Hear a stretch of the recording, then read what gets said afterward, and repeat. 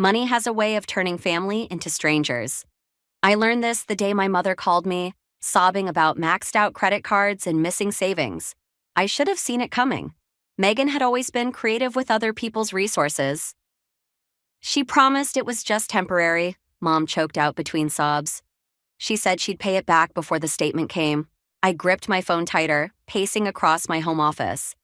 The familiar burn of anger rose in my chest, not just at Megan, but at my parents for being so naive. Again. How much did she take this time? $47,000. Mom's voice dropped to a whisper, as if saying it quieter would make the number smaller. I stopped pacing. Jesus Christ.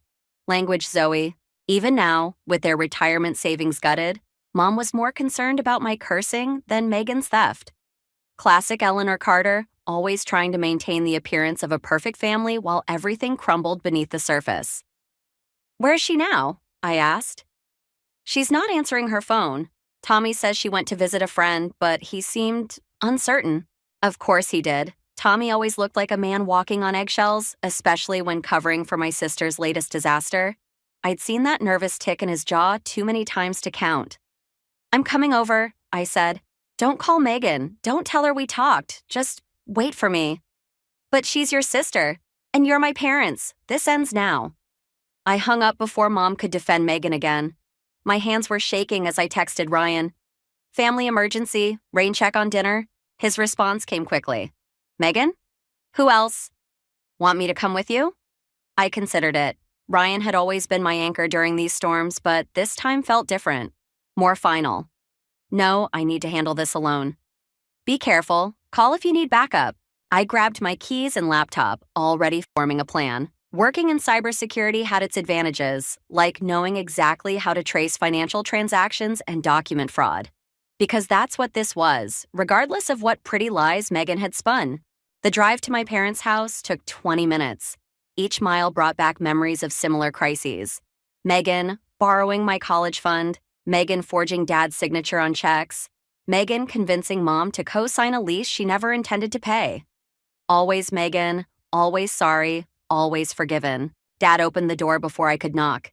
He looked older than his 60 years, shoulders slumped under the weight of yet another betrayal. Your mother's in the kitchen, he said quietly. She's been crying since she called you. And you? I studied his face. How are you holding up? He gave a hollow laugh. Oh, you know me. Just another day watching your retirement disappear. The kitchen smelled like Mom's stress baking. Chocolate chip cookies cooling on the counter, probably made while waiting for me to arrive. Mom sat at the table, credit card statements spread before her like tarot cards telling a future none of us wanted to face. Show me everything, I said, pulling out my laptop. Every transaction, every conversation, every promise she made. Mom pushed the papers toward me with trembling hands. We just wanted to help her get back on her feet after the divorce. She seemed so desperate. She's always desperate, I muttered, scanning the statements. Restaurant charges, spa days, designer purchases. Nothing suggested desperation, just entitled indulgence. This isn't helping, Mom. This is enabling. But what if she hurts herself? What about you? I looked up sharply. What about your medication, your property taxes, your future? When does your well-being matter more than Megan's latest crisis? The silence that followed was heavy with unspoken fears and decades of manipulation. My phone buzzed. A text from Megan herself. Heard you're stirring up trouble. Back off, sis. You don't want this fight. I showed the message to my parents. Mom started crying again. Dad just looked tired. Actually, I said, saving the text as evidence, I think I do. I spent 3 hours combing through my parents' financial records, each new discovery feeling like another nail in Megan's coffin. Mom kept making coffee I didn't drink, hovering nearby with that anxious energy that always preceded her defenses of my sister. Maybe we should wait until what? I looked up from my laptop. Until she drains your retirement account too, or takes out more credit cards in your name? Dad cleared his throat from his position by the window. There's something else. He pulled an envelope from his pocket, hands trembling slightly. We received this yesterday. The foreclosure notice felt heavy in my hands. I scanned it twice, my vision blurring with rage. She remortgaged the house? We signed some papers, Mom admitted quietly. She said it was for her business venture, that she'd make the payments. What business venture? The silence that followed was deafening. Of course they hadn't asked. They never did. My phone buzzed again. Another text from Megan. Family dinner tonight? Don't make this ugly. I showed it to my parents. Dad's jaw tightened, but Mom's face lit up with hope. Maybe she wants to explain everything, she said. Maybe she has a plan. Oh, she has a plan, all right. I started gathering the documents. She's trying to control the narrative before I expose her. The doorbell rang, making us all jump. Mom rushed to answer it, probably hoping it was Megan with some miraculous solution. Instead, Tommy's voice drifted in from the hallway, strained and apologetic as always. He appeared in the doorway, looking more disheveled than usual. Zoe, I thought you might be here. Where's my sister, Tommy? He flinched at my tone. She's preparing dinner at our place. Sent me to collect everyone. His eyes darted to the papers spread across the table. I see you know about the situation. Situation? I stood up, forcing him to take a step back. Is that what we're calling fraud now? Zoe, Mom pleaded. Let's just go hear what she has to say. I laughed, harsh and bitter. Fine, let's have dinner. Let's pretend everything's normal while this house gets repossessed. The drive to Megan's was tense. I followed my parents' car, watching them whisper to each other at red lights. Tommy rode with them, probably reporting every detail back to Megan. Her house was exactly what you'd expect. Too big, too perfect, too expensive for their supposed income. The kind of place that screamed living beyond our means to anyone paying attention. Megan opened the door wearing her favorite mask. The devoted daughter, the perfect hostess. Mom, Dad, she hugged them tight, her designer bracelet catching the light. I'm so glad you came. We have so much to discuss. Her eyes met mine over Mom's shoulder, cold and calculating. Zoe, always trying to fix things that aren't broken. Funny definition of not broken you've got there. She ushered us inside to a dining room set with her best china, probably bought with our parents' credit card. The smell of her signature lasagna filled the air, a manipulation tactic as transparent as glass. Mom's favorite meal, Dad's favorite wine. Before we eat, Megan announced, all sugar and charm, I want to explain everything. I've been working on something big, something that will make all of this worthwhile. I pulled out my laptop. Really? Because I've been working on something too. Want to see what I found? Zoe, Dad warned, but for once I ignored him. Let's start with the fraudulent loan applications, I said, opening files.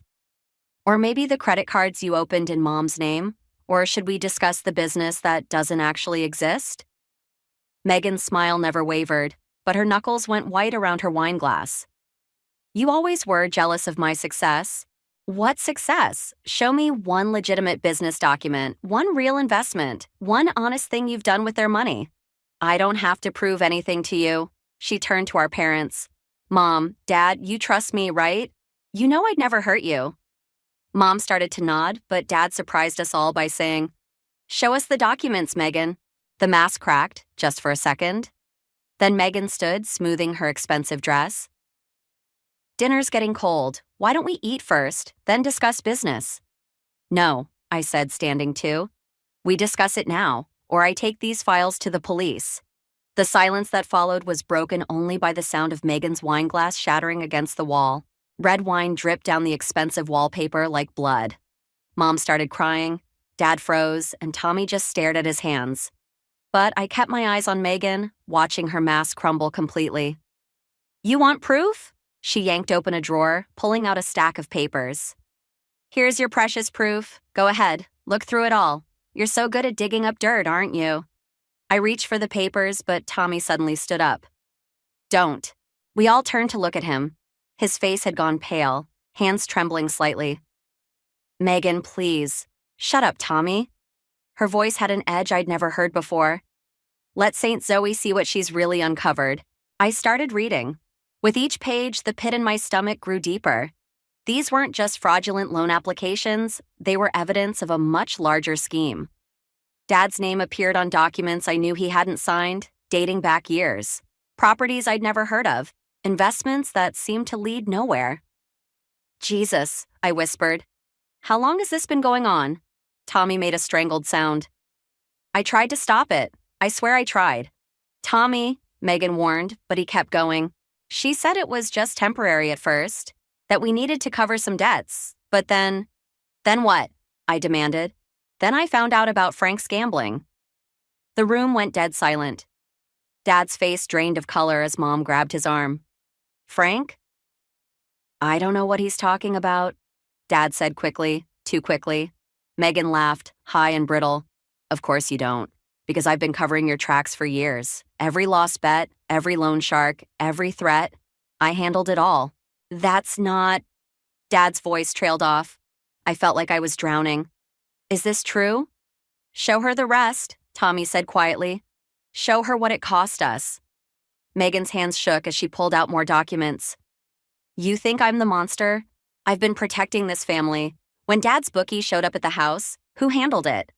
When they threatened Mom, who paid them off? By stealing from them? I shot back. By doing what had to be done. She slammed her hands on the table. You weren't here. You were off building your perfect life while everything fell apart. Frank? Mom's voice was barely a whisper. Is this why we almost lost the house last year? Dad couldn't meet her eyes. The silence was answer enough. I opened my laptop again, pulling up the trail of transactions I'd traced. These payments, the ones I thought were your shopping sprees, they were to cover gambling debts. Some of them, Megan's smile was razor sharp. The rest were interest. Turns out loan sharks don't accept payment plans. Tommy reached for her hand, but she pulled away. Tell them the rest. Megan, don't. Tell them how we lost everything trying to keep this secret, how we're one missed payment away from having our kids taken away. Tell them what your father's addiction really cost. The room spun. I looked at my father, my quiet, responsible father who'd taught high school math for 30 years, and saw a stranger. Then at Megan, my manipulative sister who'd apparently been playing a much deeper game than I'd realized. Why didn't you tell me? I asked, hating how small my voice sounded. Because you would have tried to fix it? Megan's laugh was hollow. Just like you're trying to fix it now. But some things can't be fixed, Zoe. Some things can only be survived. I looked at the evidence spread across the table, proof of both crimes and desperate attempts at salvation. Everything I thought I knew about my family was unraveling. So what now? Tommy asked, breaking the heavy silence. My phone buzzed. A text from Ryan. Everything okay? I stared at the message, thinking about justice and revenge and the thin line between protecting and destroying family. Then I looked up at my sister, seeing for the first time the weight she'd been carrying. Now, I said, closing my laptop, we figure out how to survive this together. Megan's eyes narrowed. Why would you help us after everything? Because that's what family does. I met her gaze steadily. But this time, we do it my way. Legal, transparent, no more secrets. The clock on the wall ticked loudly, counting down the moments until someone made a decision that would change everything. The email from my boss sat open on my screen, its words burning into my retinas. Senior Director position, Singapore office, immediate start required.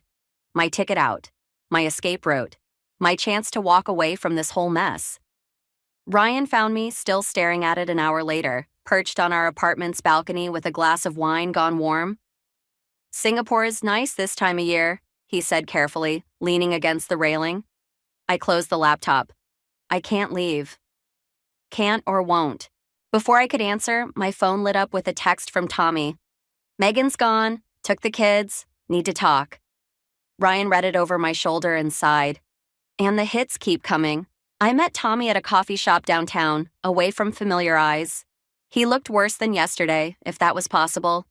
A manila envelope sat on the table between us. She emptied our accounts this morning, he said without preamble. All of them. Even the kids' college funds. My coffee turned bitter in my mouth.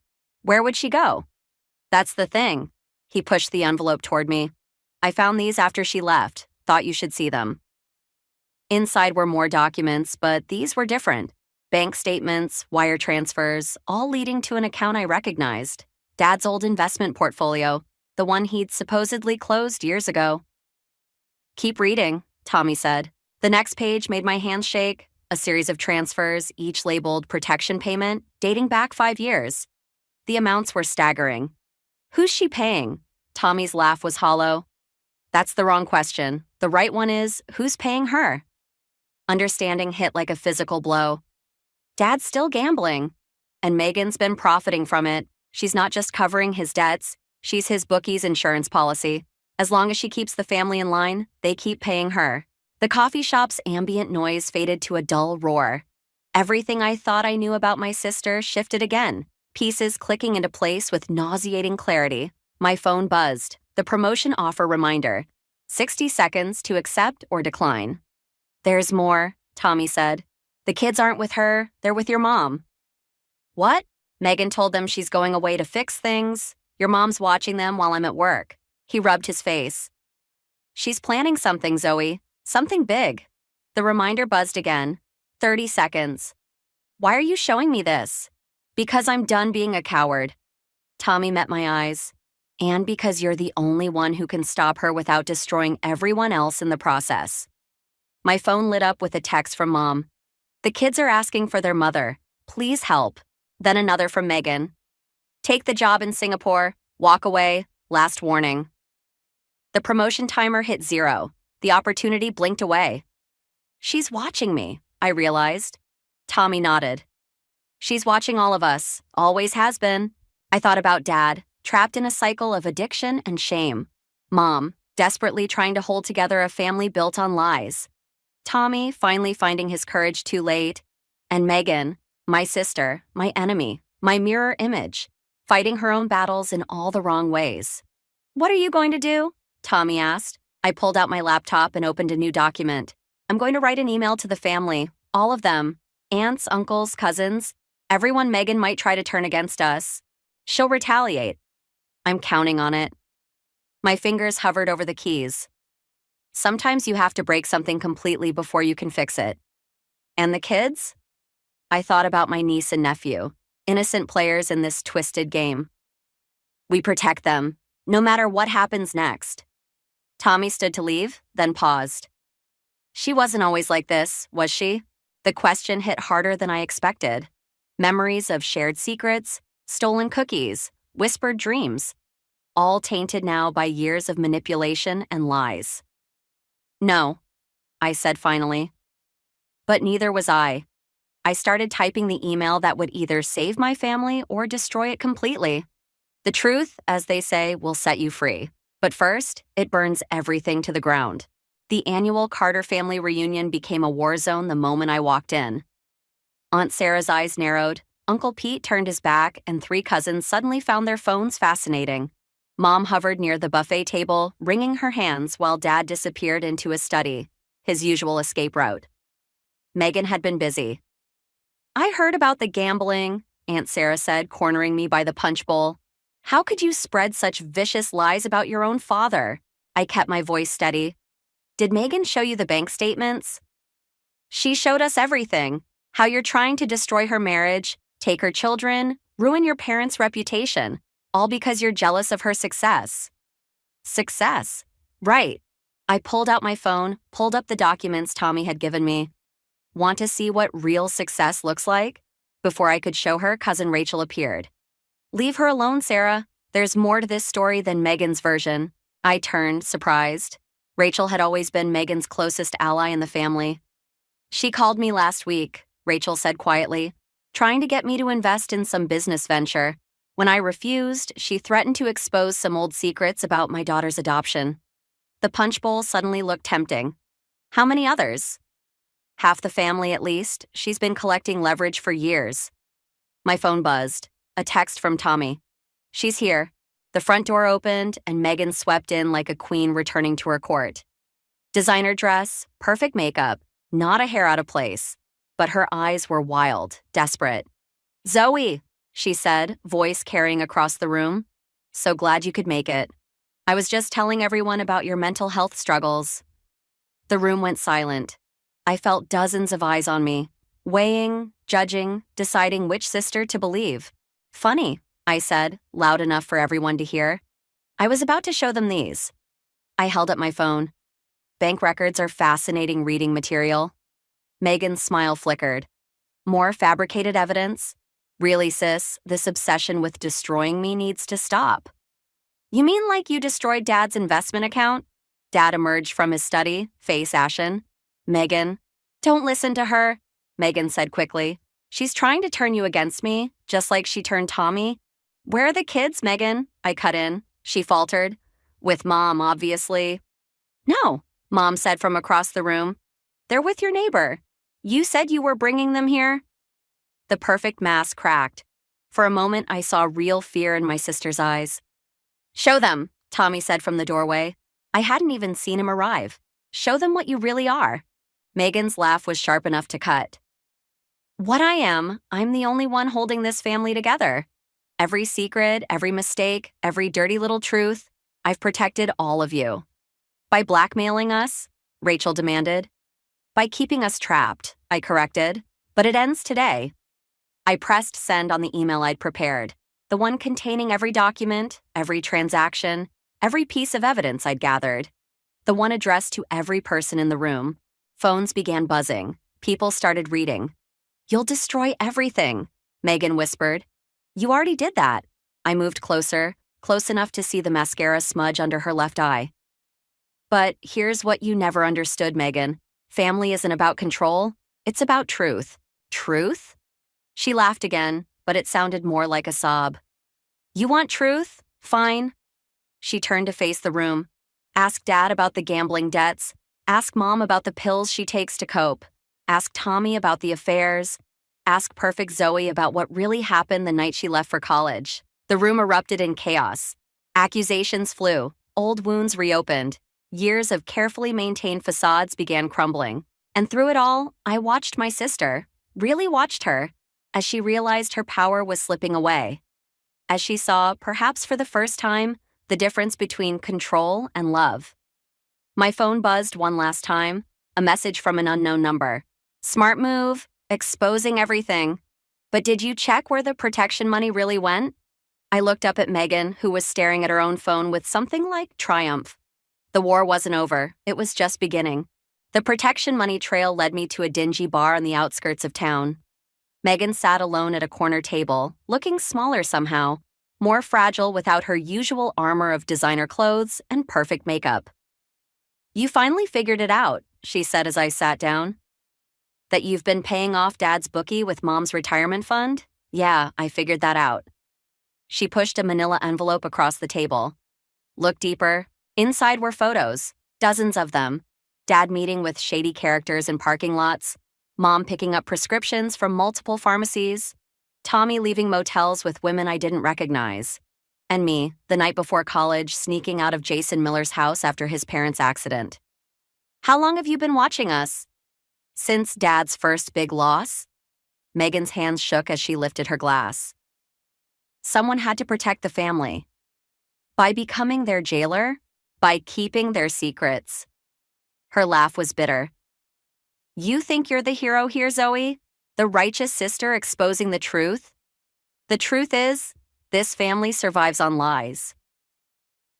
A man in a leather jacket approached our table. My stomach dropped as I recognized him from the photos. Dad's bookie. Ladies, he said, sliding into the booth, we need to discuss payment schedules.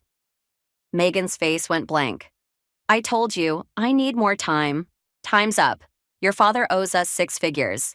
Either you cover it or we start collecting differently. I reached for my phone, but he grabbed my wrist.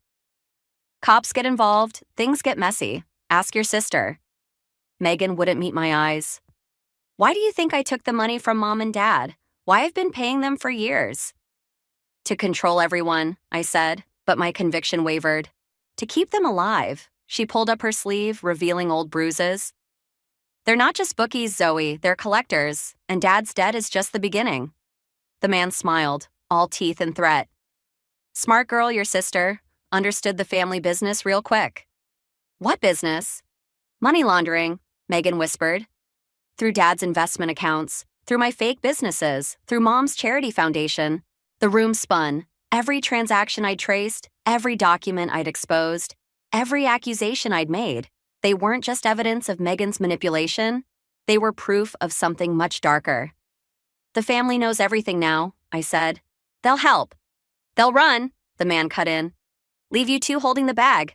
Family's funny that way. My phone buzzed. A text from Ryan. Where are you?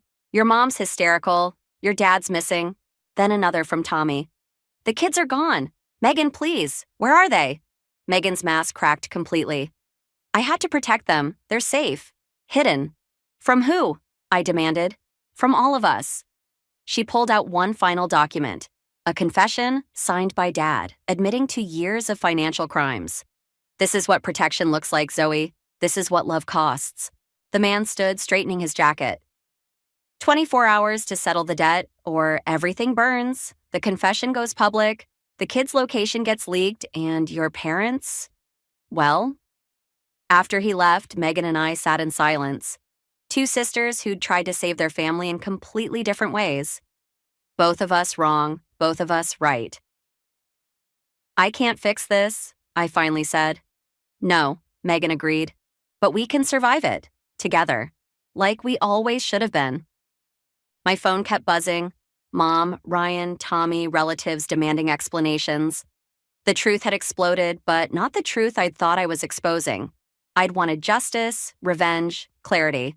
Instead, I triggered an avalanche that threatened to bury us all. What do we do? Megan pulled out one more envelope. There's a way, but you won't like it. Why? Because it means becoming exactly what you've accused me of being. A liar, a manipulator, a protector who destroys what she loves. I stared at the envelope, thinking about family and truth and the cost of both. Then I reached for it, understanding finally what Megan had known all along. Sometimes love means choosing which lies to tell. The envelope contained coordinates and a key. Megan and I found Dad at an old storage facility on the edge of town, surrounded by boxes of financial records dating back decades. It wasn't just gambling, he said when we walked in. His hands trembled as he sorted through papers. It started with small loans to help my students, kids who couldn't afford college, families about to lose their homes. So you became a money launderer? I asked. I became a mark.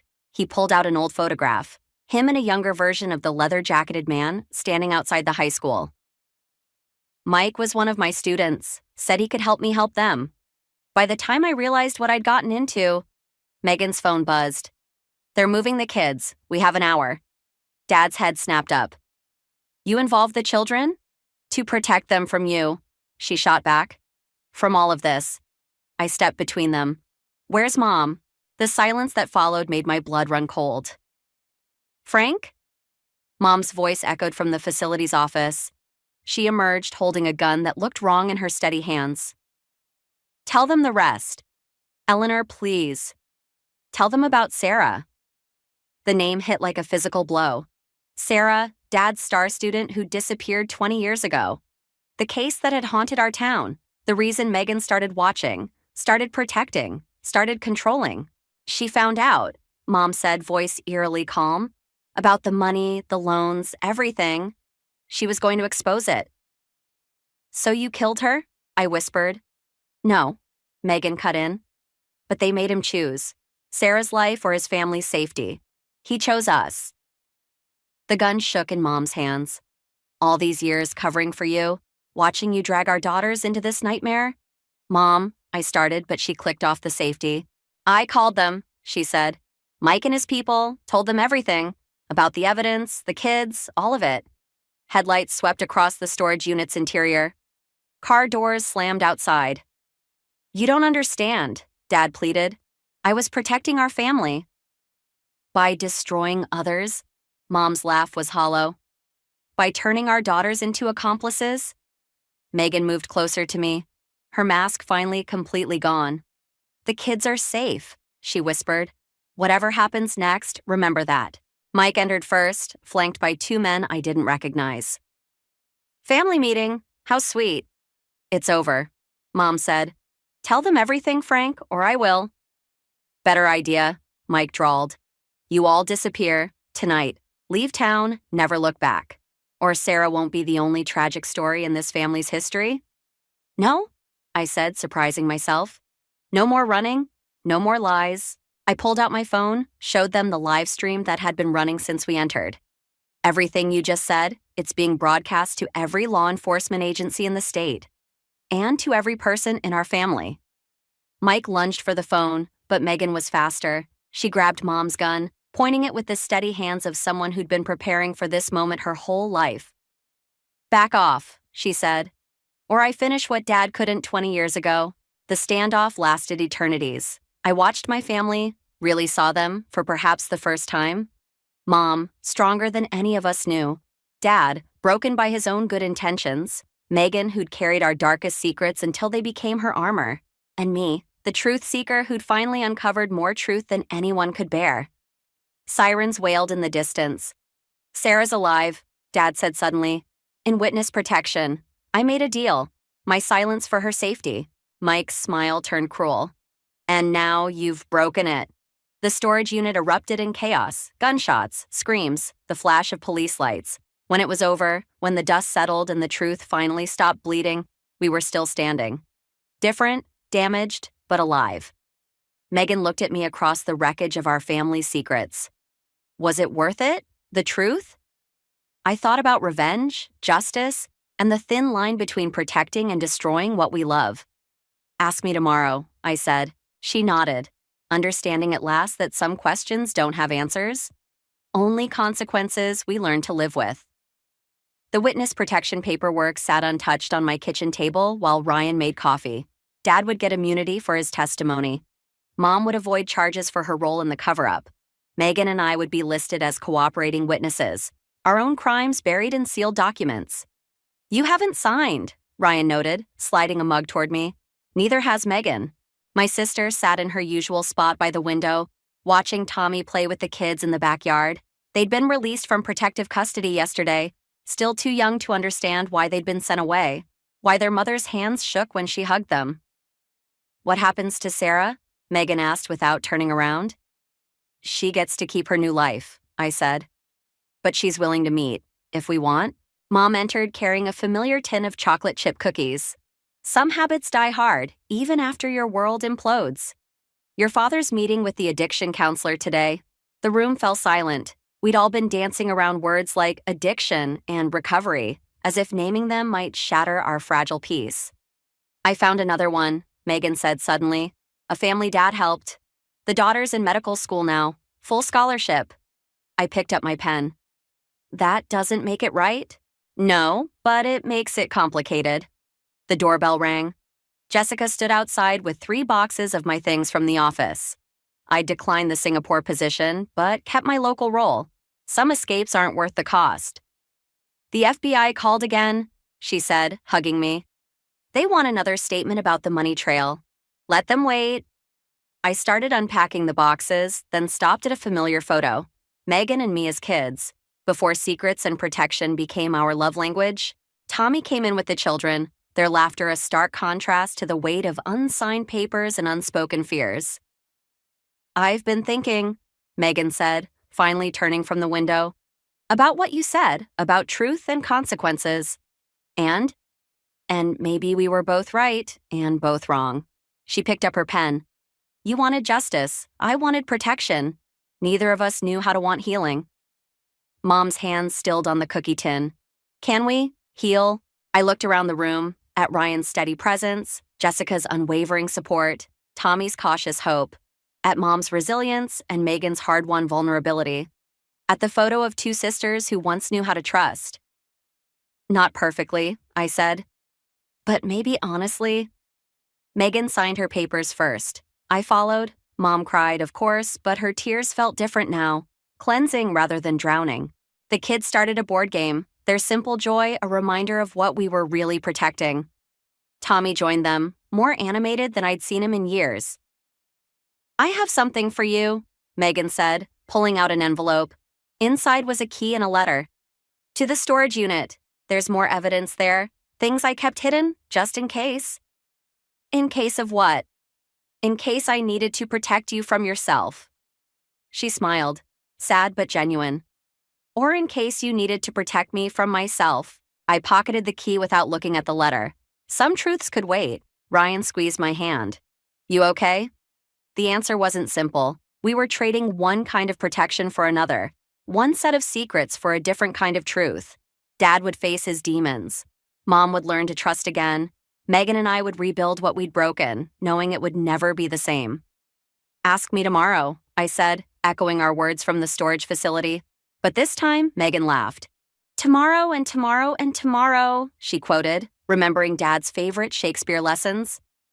I joined the kids' game, letting their uncomplicated love fill the spaces between what was lost and what might be found. The witness protection papers lay signed but not forgotten, a reminder that sometimes the best protection isn't in what we hide, but in what we choose to reveal. The letter from Sarah would arrive next week. But that's another story, one we'd face together. Two sisters who learned that revenge and redemption sometimes wear the same face, and that the truest protection comes not from secrets kept, but from secrets shared.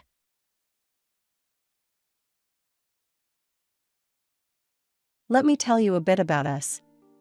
My name's Eleanor, and I've been married to Thomas for many years. We've got 2 kids, Ava, our oldest, and James, the youngest. Living with us, you'd see right away how different the air is between them.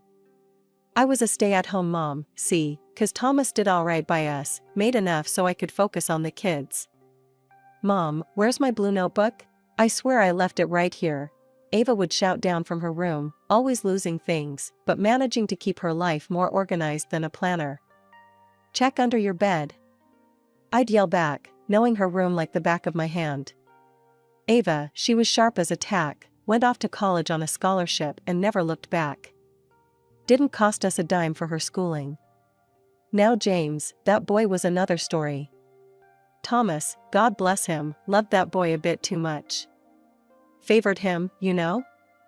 Always in his corner, even when he messed up, which was more often than not.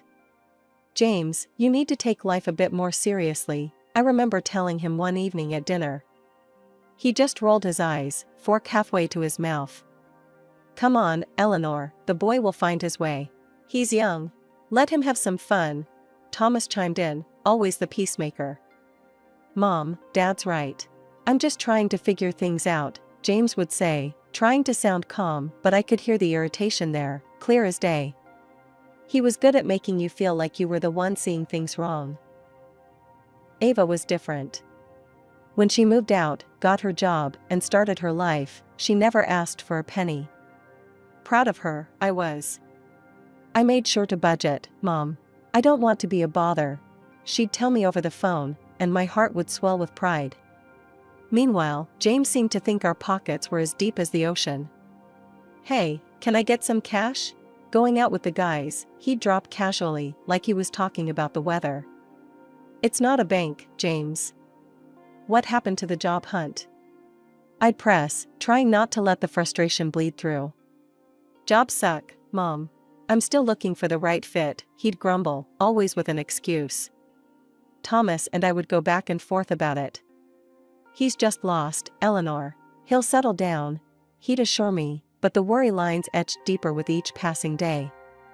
I'd sit there, coffee in hand, morning light streaming through the window, wondering where we went wrong. Was it too much love? Not enough tough love? James had set his sights on a prestigious college right out of high school, a place in a neighboring city known for its academic rigor. The fact that the college was expensive seemed to bother him less than it should. Thomas and I were roped into paying not just for his tuition, but also for a rented apartment where he could stay while attending classes. It was a big financial strain, but Thomas believed it was all worth it for our son's future. My studies are going great, James would assure us over the phone, his voice always upbeat.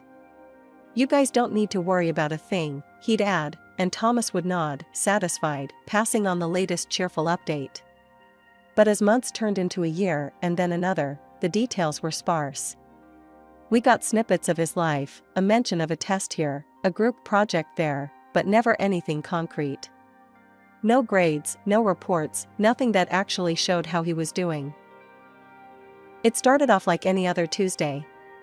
I was busy with the laundry, thinking about what to make for dinner, when something nagged at me, a mother's intuition, you might call it. James had been at the university for 2 years now, but we hardly got any updates. No report cards, no calls from professors, nothing. Just monthly calls asking for money. Thomas, don't you think it's odd? We never see any grades from James, I mentioned one evening while we were cleaning up after dinner. Thomas, always the optimist, just shrugged it off. He's probably just busy, Ellie. You know how college can be. The next morning, I drove down to the university. It was a nice place, all ivy-covered buildings, and young folks looking like they had their whole lives sorted out. I headed straight for the dean's office to get the lowdown on how James was doing. Hi, I'm Eleanor, James Carter's mother. I'd like to hear about how he's doing, I said to the lady at the front desk. She typed something into her computer, frowned, and then typed some more. I'm sorry, Mrs. Carter, but it appears there's been a mistake. According to our records, James hasn't been enrolled here for the past 7 months. I felt like the floor dropped away from beneath me. What do you mean? Can you check again, please? She showed me the screen, and there it was in plain black and white. James had dropped out. Just like that. My heart was pounding as I thanked her and walked out, my mind racing all the way to James's apartment. When I got there, the place was a mess. Looked like the aftermath of a tornado. Beer cans, pizza boxes, clothes all over the place. And there, on the couch, was James, sleeping like a baby in the middle of the day. James! I shouted, louder than I intended. He jolted awake, all bleary-eyed and confused. Mom? What are you doing here? He mumbled, sitting up and rubbing his eyes. I went to your college today. They told me you dropped out. Why didn't you tell us, James? He looked away, then back at me. I was gonna, I swear. Just, things got out of hand, and... Out of hand? James, we've been sending you money every month. Your father works hard for that money. And here you are, throwing parties and lying to us? He tried to say something, then stopped. His eyes couldn't meet mine. I'm sorry, Mom. I messed up. I left his apartment with my heart heavy and my mind in turmoil. That night, I told Thomas everything. He was upset, more than I'd seen him in years, but he didn't want to give up on James. We'll get him back on track, he said, always believing there was a way to fix things. 5 long years rolled by just like that, filled with the same old song and dance. Ava, my daughter, she's the type to grab life by the horns. Worked her fingers to the bone, climbed that career ladder fast and never looked back. Saved every penny she could with her fiancé, Mike, and when it came time for them to tie the knot, they did it all on their own. It was a beautiful, modest ceremony, just like Ava. No fuss, all class. Then there's James. Still out there, floating like a leaf in the wind, looking for himself, as Thomas likes to say. He hopped from one job to another, all thanks to Thomas's buddies giving him chances he never quite caught hold of. After Ava's wedding, which James attended with a bored look plastered across his face most of the time, he dropped a bombshell on us. He was getting married too, and oh, you should have seen the girl he brought home. Lisa, her name was, and she was as sharp as a marble. Selfish? Sure. But James was smitten, or so he claimed. I wasn't too keen on her, to be honest. James, are you sure about this one? I asked him one evening while we were cleaning up after dinner. Mom, Lisa's great, you just gotta get to know her better, he shot back, all defensive like I was attacking him. And just like that, they planned a wedding that could have been mistaken for a royal affair. Of course, they expected Thomas to foot the bill, which he did without even batting an eye. Thomas, can we talk? I cornered him one evening after the plans were underway. What's on your mind, Ellie? He asked, though I could tell he already knew. It's this wedding, Thomas.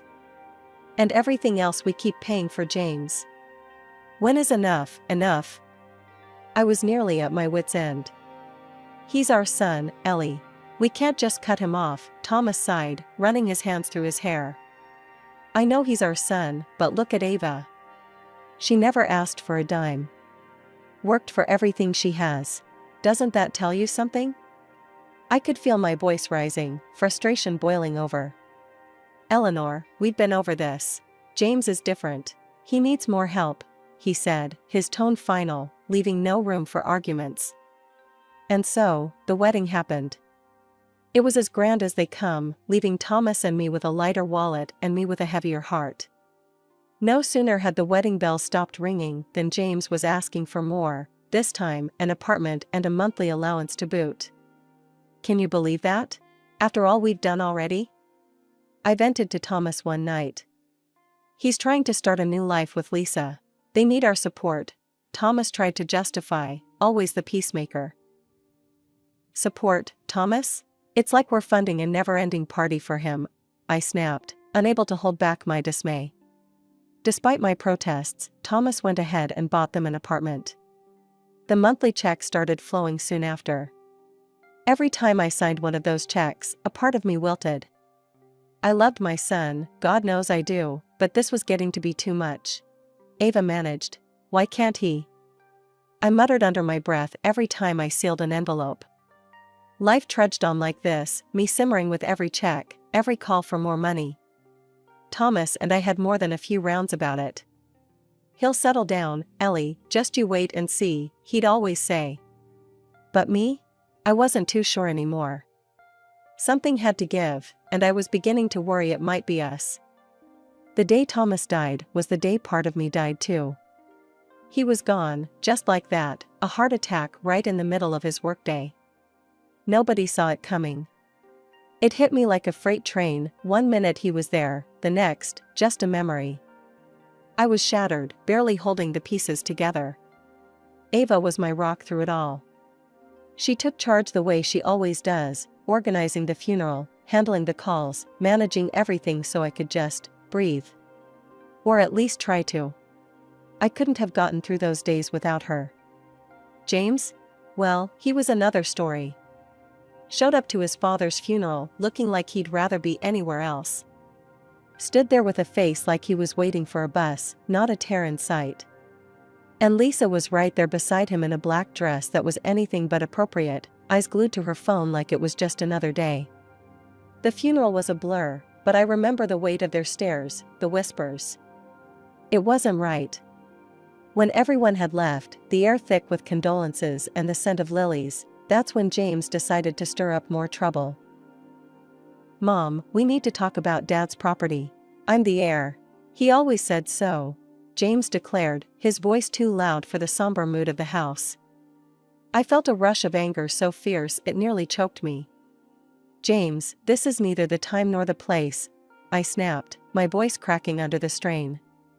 Lisa piped up then, her tone sharp, well, it's not just about the money. We're thinking about moving in here. Take charge, you know? Before I knew it, she was walking around the living room, touching this, moving that, as if she owned the place already. Some of these old things will have to go, of course. I stood there, stunned, watching her parade around my home. Over my dead body, you will. This is my house. I finally burst out. Lisa laughed, a nasty, grating sound. Well, that's only temporary, isn't it? The room spun a little at her words. Ava stepped in then, her voice calm but firm. Let's all take a step back. We can sit down in a few days and discuss everything like adults. But James wouldn't have it. No, we need to sort this now. Dad would have wanted me to have it sorted quickly. Ava looked at me, her eyes full of worry, and I knew she was in this fight with me. But standing there, in the echo of my husband's last footsteps through our home, my energy was fading fast. Fine. We'll talk about it now if we must, I said, the room going quiet. I've decided I'm moving into a nursing home. Thomas and I had it picked out long ago. James whipped out his phone and pulled up the website of the nursing home. After scrolling for a bit, he looked up, shaking his head. This place is a money pit, Mom. You're not wasting your savings living there. You'll live with us in this house. His wife made a face like she'd just bitten into a lemon, but then smoothed it over with a phony smile. Of course, you can stay with us. I mean, you'll help around with cooking and cleaning, right? The words stung, but before I could react, Ava leaned in close and whispered something in my ear. Her words were a quiet bombshell, one I couldn't believe at first. But she was serious, her eyes telling me to just trust her. Taking a deep breath, I straightened up and addressed them all. Actually, I won't be needing any inheritance. Ava and I have made our plans. I'll stay with her for now. Ava nodded, adding firmly. And I don't want any part of the inheritance either. We'll go to the notary tomorrow to make it official. James and Lisa exchanged a quick, greedy glance before breaking into wide grins. Well, if that's what you want, Mom, James said, barely concealing his delight. Lisa practically skipped to the kitchen to pop open a bottle of champagne. While they were celebrating in the next room, I slipped away to pack my things, feeling a mix of relief and sorrow. Ava was right beside me, helping to fold clothes and pack up my life in quiet solidarity. The next morning, Ava and I went to the notary. James and Lisa were already there, looking smug. We signed all the necessary papers. James could barely contain his glee, thinking he had won the lottery.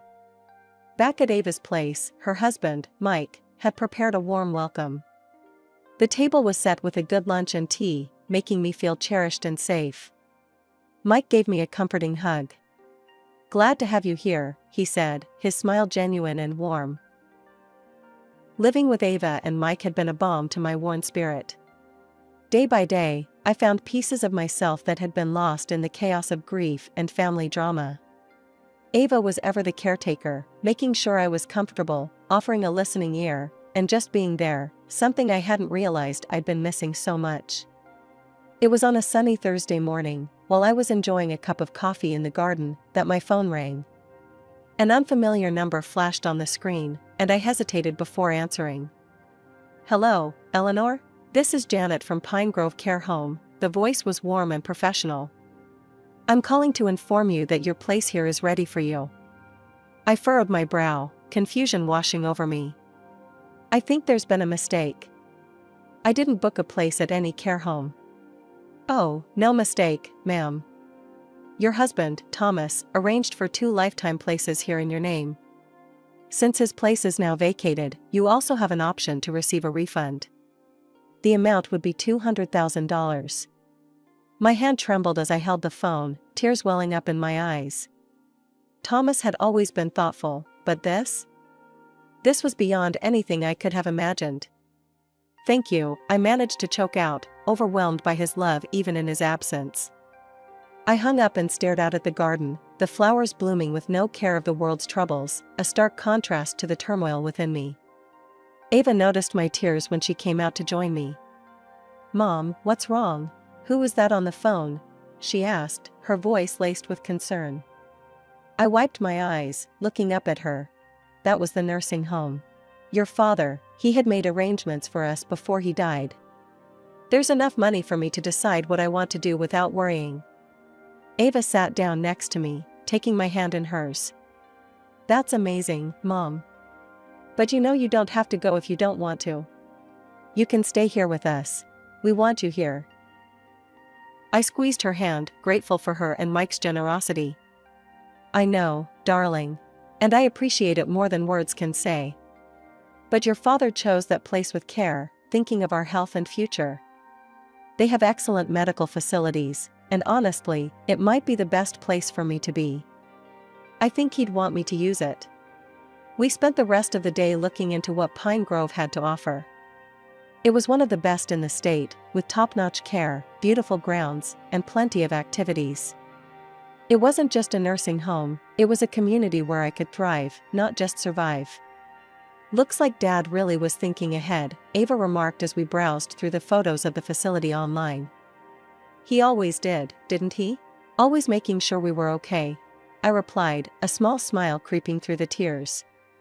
We decided to visit Pine Grove the following week, to see everything in person and make the arrangements if everything felt right.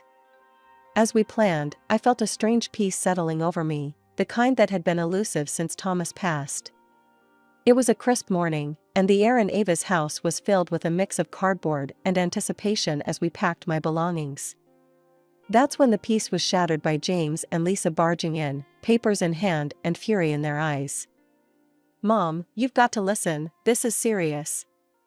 James was red-faced, waving documents like they were flags. I motioned for him to calm down. James, take a breath and explain what's going on, I said, trying to keep the room from spinning into chaos. It's Dad's loans, Mom. He took out loans for my wedding, the apartment, all secured against the house. And now, the bank wants their money. His voice was shrill, the panic clear in his eyes. Lisa chimed in, her voice shrill. There's no money left, Eleanor. You and Ava played us. Now they want to take everything. I couldn't help but smile, not out of amusement, but because of the absurdity of it all. Your father was a wise man, James. He invested in a nursing home for our future. Everything is in my name. As for the house, well, that's your inheritance now. James's face went from red to white. You need to give up that nursing spot, give us the money. We need it to cover these debts. Lisa was nearly hysterical. I took out loans for my surgery to look good for James. You owe us that money to help. Ava stood beside me, her demeanor calm but firm. The debts aren't Mom's concern, James. She signed over the house to you. That was your choice. I looked at both of them, my voice steady. I think you should consider selling the apartment you got as a gift. It could cover your debts. No. We plan to rent it out, make some income. James spat back, his desperation palpable.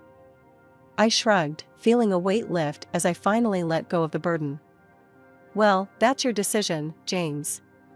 But as for me, I'm done. The house, the debts, you wanted the inheritance, it's all yours now. James looked like he was about to explode, and Lisa was no better, screeching about her financial woes until Mike stepped in, his voice thunderous. Enough. You can't come here and threaten my family. Get out. Mike's presence was enough to push James and Lisa out the door, their threats and shouts fading as they left. Ava closed the door behind them, her hand resting on the knob for a moment as if to seal away the chaos. I let out a long breath, feeling the final ties of obligation fall away. Ava looked at me, a mixture of concern and relief in her eyes. Are you okay, Mom? I am, darling. More than okay, I assured her, feeling lighter than I had in years. I'm free of the house and the debts. Free of the constant demands. Your father's foresight gave me this freedom, and I'm going to enjoy it without guilt. We spent the rest of the day wrapping up my belongings, each item a memory, each box a step toward my new life. As I packed, I thought about Thomas, his last gift to me, freedom and peace. I was ready for the nursing home, ready for a community of my peers, ready to embrace whatever came next without the shadow of James's problems looming over me. Settling into the nursing home was like starting a new chapter of my life, one I never knew I needed. My apartment here at Pine Grove is more beautiful than I could have imagined. From my window, I can see the sprawling gardens, the trees swaying gently in the breeze, their leaves whispering secrets I'm now free to discover. It's funny, really, how life turns out. Just a few months ago, I was tangled up in family drama, worried sick about debts and inheritances. Now, I'm here, in this peaceful haven, hearing about the outside world as if it's a distant memory. One sunny afternoon, Ava came by for our usual walk in the park that borders the nursing home. These walks have become the highlight of my week. So, how are things back home? How's Mike? I asked as we strolled along the paved path, admiring the blooming flowers. Mike's great, Mom. He's really been a rock through all this. And we've got some news. I'm pregnant. Ava beamed, her face glowing with joy. My heart swelled with happiness. Oh, Ava, that's wonderful. I'm going to be a grandma. I hugged her, feeling an excitement I hadn't felt in ages.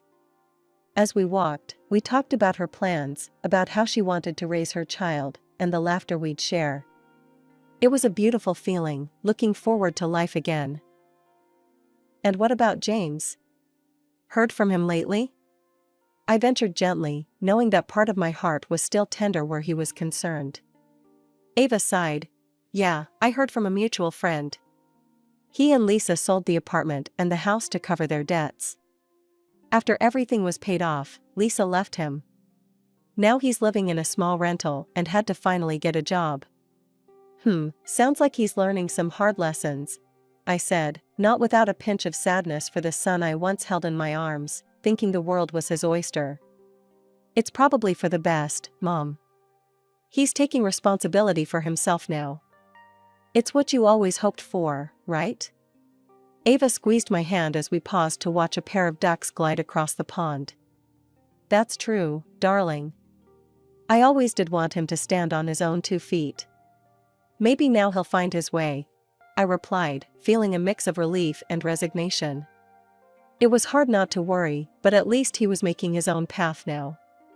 Ava changed the topic then, talking about the nursery she was planning, the colors and themes swirling in her creative mind.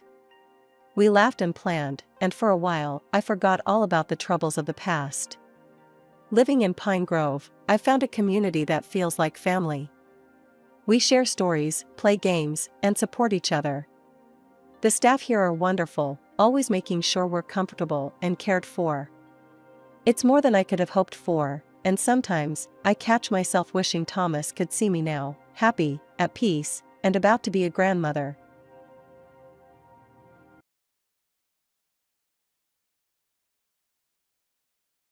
I guess you could say I lived a straightforward life, working for my dad's company.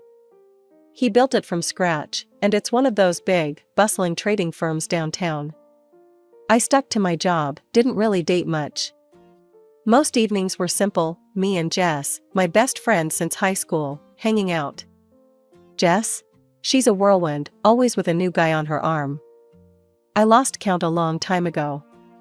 One Monday morning, Dad called me into his office, a rare occurrence since he liked us to handle our own corners of the business. Nellie, I want you to meet someone. This is Tom, he gestured to a man standing beside him, looking all sharp in a business suit. Tom's joining us from the West Branch. Thought you might show him the ropes. Tom stepped forward, sticking his hand out. Nice to meet you, Nellie. Heard a lot of good things. His grip was firm, his smile a bit too polished. Likewise, I replied, trying not to sound too uninterested. I was used to new faces around, but there was something about Tom that didn't sit right. Maybe it was his too smooth demeanor. As weeks turned into months, Tom and I worked closely, and his relentless charm started to chip away at my initial reservations. He'd drop by my office with a coffee just how I like it, black, no sugar, or he'd offer a casual, "Need a hand with that?" whenever I was buried under reports. Then there were the lunches. It began as group things, but somehow we'd end up splitting from the crowd, just the two of us. I wasn't sure when the shift happened, when my thoughts about him started to warm, but they did. Jess, of course, was less than thrilled. We were at her place, a cozy, cluttered apartment she never seemed to stay in long enough to clean. You're spending a lot of time with the new guy, she noted, eyebrow raised as she sipped her wine. Yeah, so? He's nice. Nicer than I thought, I defended, feeling a strange need to protect my budding feelings from her scrutiny. Nice, she mimicked, making it sound like the dirtiest word in the world. Just be careful, Nell. Guys like that, they know how to make a girl feel special, then bam, they're on to the next conquest. But I didn't listen, not really. It felt too good to have someone see me, really see me, even if it was through what Jess called charm-tinted glasses.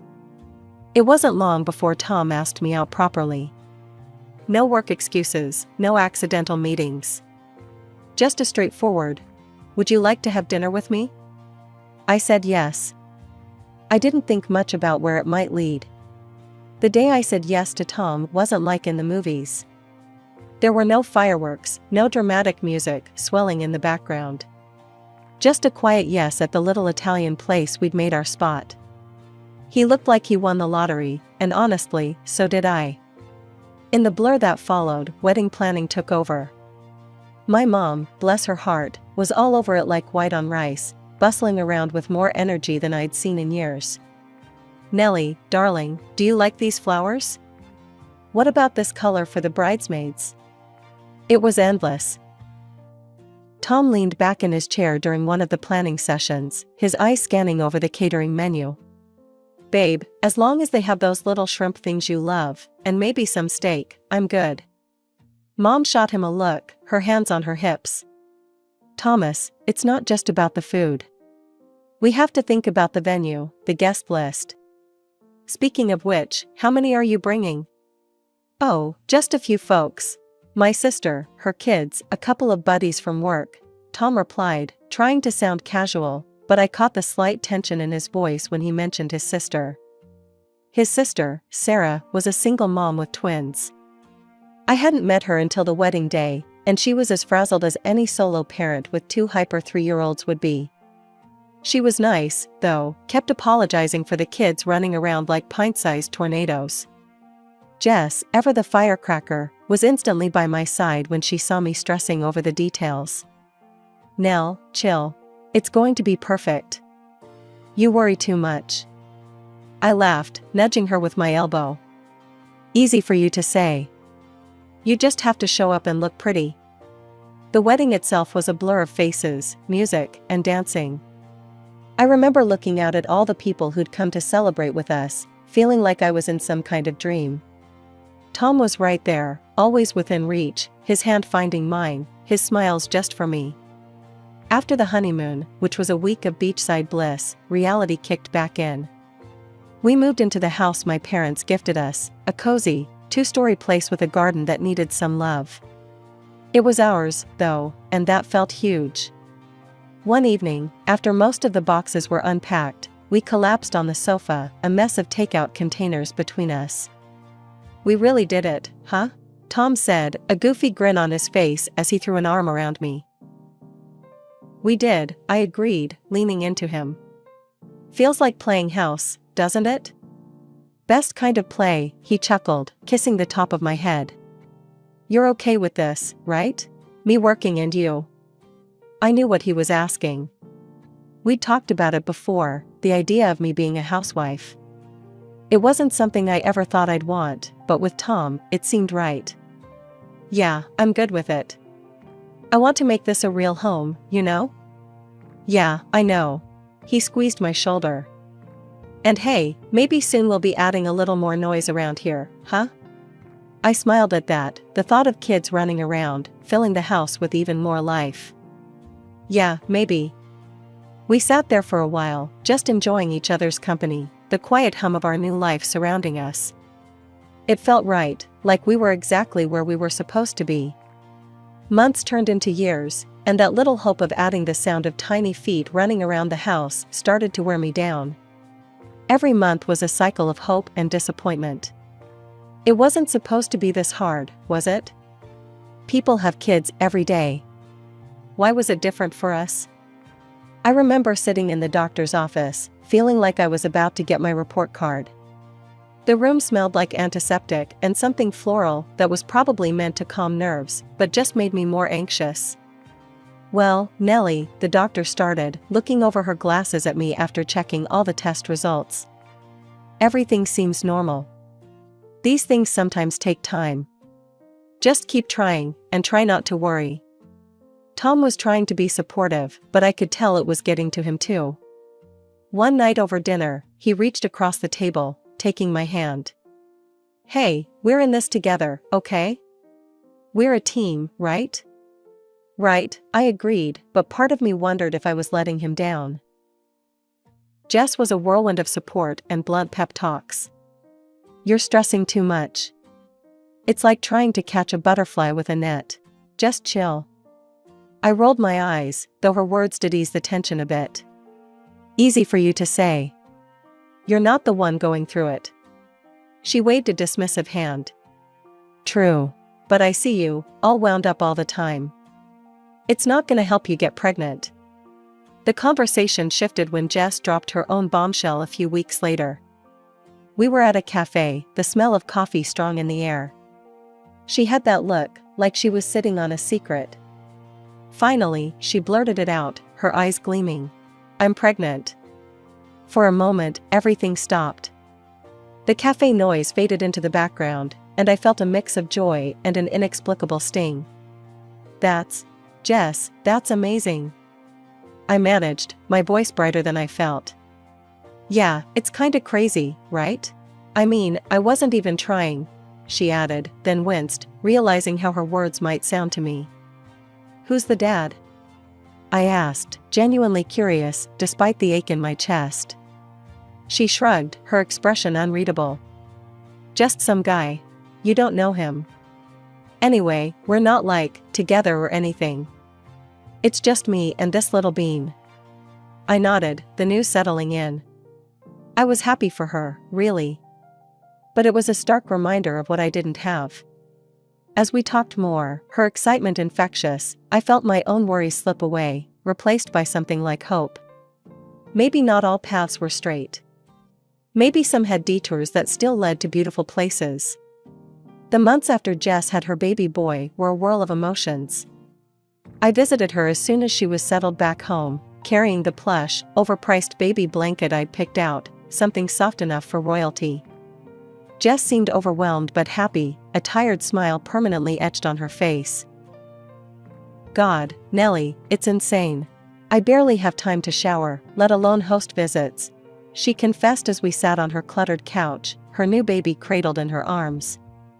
I totally get it, I reassured her, trying not to feel sidelined. Just know I'm here, whenever you need a break or just want to scream into a pillow. Back at home, things were different. Tom's weekend trips to help his sister, Sarah, with her twins, became more frequent. Every time he packed up for another visit, I offered to come along. Let me help, it'll be fun. The kids are great, I'd suggest, trying to sound cheerful. Nah, you don't need to deal with all that chaos. I got it, he'd insist, shutting down the conversation before it could grow. Sarah's going through a lot. I just want to be there for her, you know? So, I stayed back, filled the silence of our home with new projects. I bought gifts for the twins, soft toys, and books, things I hoped would make their days brighter.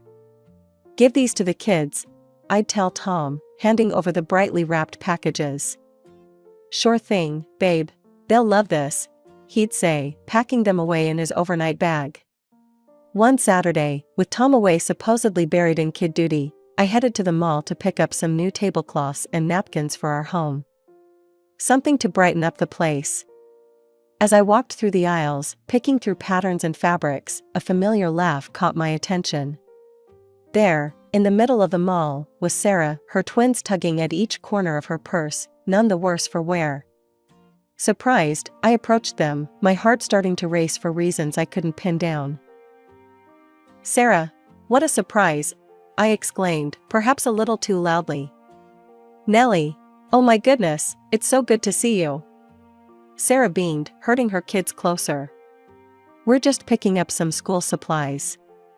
We decided to grab coffee at a small cafe inside the mall. As we settled down, the kids distracted with some coloring books, I ventured cautiously. So, Tom's been a big help on the weekends, huh? Sarah's face clouded with confusion. Tom? Oh, he hasn't been over in months. Things have been crazy, and he's busy, you know. We mostly just text. Her words hit me like a slap. Oh, but he's there now, right? Helping out? My voice was thin, hopeful. No, haven't seen him. Is everything okay, Nellie? Sarah's concern was genuine, but it only twisted the knife deeper. I nodded, pasting on a smile. Yeah, all good. Must have misunderstood his plans.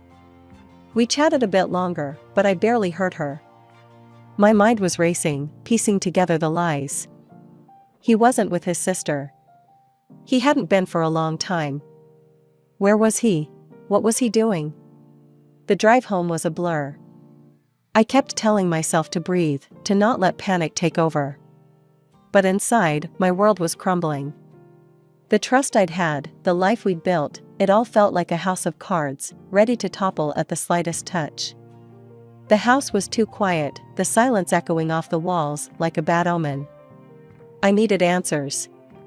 I needed to know if my instincts, now screaming betrayal, were right.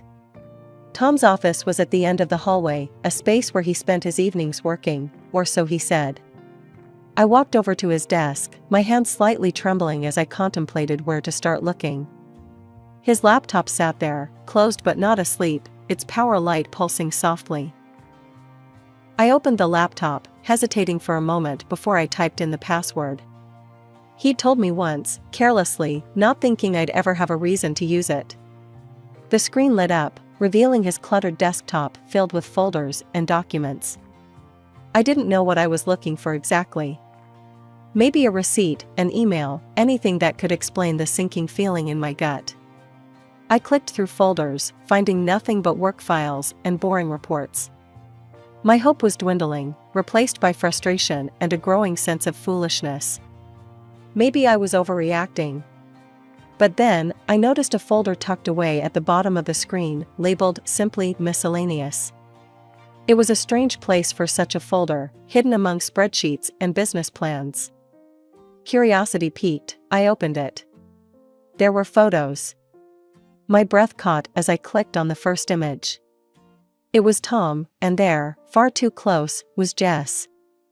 A passionate, intimate kiss that you don't share with just anyone. And in another, he was holding her baby, looking down at him with a tenderness he'd never shown even in our talks of having our own. I felt cold, frozen in place as the truth settled in. My husband was cheating on me. With Jess. The world seemed to tilt, a vertigo of betrayal spinning me around.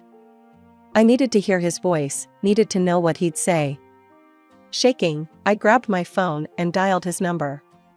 He picked up almost immediately. "Hey, babe." Tom's voice was casual, too casual. "What's up?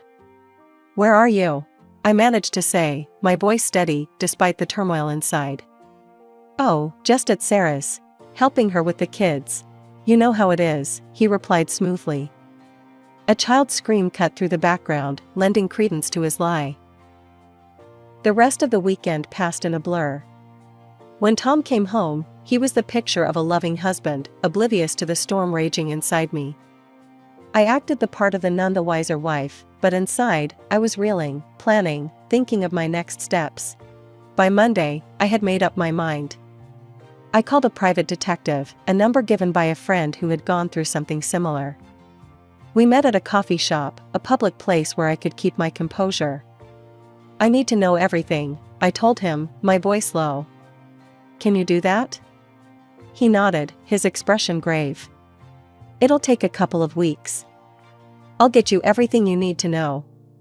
I went home to play the part of the trusting wife a little longer, the weight of my secret knowledge pressing down on me like a physical burden. 2 agonizing weeks of playing the doting wife finally culminated on a crisp Saturday morning. Tom had left early, his bag packed for another weekend at his sister's. I was nursing a lukewarm cup of coffee when the call came. It was the detective, his voice low and even. "I have the results," he said. "Can we meet?" "There's a cafe downtown, quiet enough for a conversation." "See you there," I said, already heading upstairs to get dressed. The drive to the cafe was a blur, my mind racing through 1,000 scenarios. What would the evidence show? Was there a chance, any chance at all, that I was wrong about Tom? Those hopes were dashed the moment the detective laid the photographs on the table between us. There was Tom and Jess, not just together, but intimate, affectionate. The detective's voice was a steady stream, but I only caught pieces, lost in the visual proof of betrayal. "And here are the invoices," he was saying, sliding another batch of papers across to me. "About 35,000 in total. All paid to cover medical expenses for the delivery. His name is on the receipts." Back home, I went straight to our bedroom. The closet was full of Tom's clothes, his scent, his presence. With a grim determination, I pulled out suitcases and began packing. Every shirt, every pair of jeans, every sock, I removed them from my life with a meticulousness that was almost surgical. Once everything was packed, I called a courier service. "I have a few items that need immediate delivery," I told them, my voice flat. The address I gave was Jess's. With his belongings gone, my next step was to secure my sanctuary. I called a locksmith and had all the locks in the house changed. No trace of Tom was left accessible, not even a way in. Feeling both emptied and resolute, I drove to my parents' house. My mother opened the door, her expression turning from surprise to concern in an instant. "Mom, I need to talk to both of you," I said as I walked in, my father appearing in the hallway behind her. In the living room, I laid everything out, the photos, the receipts, the betrayal. My father's face grew dark with each revelation, his disappointment palpable. "You need to divorce him, Nellie," he said, his voice firm. "He's not the man we thought he was." "I've already started the process," I replied, pulling out the divorce papers from my bag. I needed you to know." Mom reached out, her hand covering mine. "We're here for you, darling. Whatever you need." That evening, as the sky darkened and a quiet settled over my parents' home, my phone began to light up relentlessly. First, it was Tom, his calls coming in one after another. When I didn't answer, the buzzing switched to texts. "Babe, why is the door locked? My key won't work. What's going on?" I stared at the screen, feeling a hollow satisfaction in ignoring him. Then Jess started calling. I didn't need to pick up to know why. Confusion, betrayal, a messy mix of emotions that I no longer cared to understand. It was late when I heard the car pull up. The sound of a door slamming was followed by urgent footsteps up the driveway. Tom didn't bother to knock, he burst through the front door, his face flushed with anger and confusion. "What's this about, Nellie? Why are my things at Jess's? Why can't I get into my own house?" His voice was loud, too loud, filling the space with a palpable tension. I was sitting in the living room with my parents. I stood slowly, meeting his gaze with a calm I didn't feel. "How do you know your things are with Jess? Weren't you supposed to be at your sister's all weekend?" Tom's face went pale, his eyes darting around as if looking for an exit or an excuse. He opened his mouth to respond, but nothing came out. Dad stood up, his presence commanding. "You've been lying, Tom. To my daughter, to all of us. I trusted you, thought of you as a son, even wanted to make you a successor to my business." Tom's eyes widened, realizing the gravity of his situation. "I can explain." "What?" "Explain how you planned to take half of what I built. How you were using my daughter." "We know everything, Tom. The detective provided recordings of your conversations with Jess. Planning your future with her, at the expense of your marriage." Tom sank to his knees, his hands clasped in front of him. "Nellie, please, I'm sorry. It meant nothing, I swear. It was just a mistake." I felt my mom's hand on my shoulder, her touch reassuring. I looked down at the man I had once loved, now just a stranger groveling on my parents' floor. "Just a mistake that costs $35,000 and a betrayal?" I asked, the disgust in my voice clear. "You're not sorry you did it. You're sorry you got caught." Reaching into the folder I had brought with me, I pulled out the divorce papers, holding them out to him. "Here. I want you out of my life, for good." Tom reached for the papers, his hand shaking. He stood, the fight gone from him, his shoulders slumped in defeat. Before he could leave, Dad stepped forward, his voice booming. "And you're fired, Tom. I'll have my lawyer contact you about the financial repercussions of your actions." A few days after the confrontation with Tom, I was sitting in the quiet of my new morning routine when my phone rang. The screen flashed Jess's name, and for a moment, I considered not answering. But I needed to face this part of my past too, if I was ever going to move forward. "What's this about a lawsuit, Nellie?" Jess's voice was sharp, tinged with disbelief as soon as I picked up. "Yes, I filed for financial compensation. For the betrayal," I replied, my voice steady despite the churn of emotions. "You can't be serious," she exclaimed. "Nellie, come on, can't we talk about this? You know I've always been here for you." "Here for me? Jess, you betrayed me at the deepest level. Talking isn't going to change what you did," I said, feeling a bitter edge creep into my words. As silence filled the brief gap, I heard her breathe heavily. "I always knew it," she finally hissed. "You think you're so perfect with your perfect little life. I was always in your shadow, always the second choice to every guy. You have everything, and I have nothing, Jess, feeling inferior doesn't give you the right to destroy other people's lives. I'm sorry you felt that way, but it doesn't justify what you did, I replied, my voice cold and distant now. I hung up, cutting off any further venom she might have spewed. The lawsuit went to court, and it was as messy and painful as I had anticipated. But in the end, the judge ruled in my favor. Tom and Jess were ordered to pay a significant sum in damages. It wasn't about the money, no amount could undo the betrayal, but it was about acknowledgement, about seeing some semblance of justice. Word got around, as it always does in small towns. I heard from mutual friends that Tom had indeed married Jess, but the marriage crumbled just as quickly when he discovered her child wasn't his.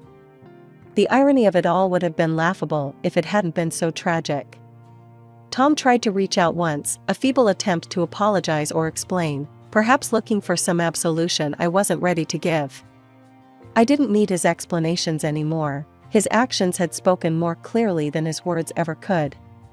He ended up drifting from one low-paying job to another, his once promising career in shambles. As for Jess, life had become a struggle, raising her child alone without the affluent lifestyle she had tried to secure by betraying me. I sometimes wondered if she regretted her decisions, if the harsh reality of her actions had finally sunk in. Through it all, I learned about resilience. I learned that the foundations you build in your life, the people you choose to trust, and the decisions you make, both good and bad, shape the path you walk. I was rebuilding mine, with each day bringing a little more strength, a little more hope.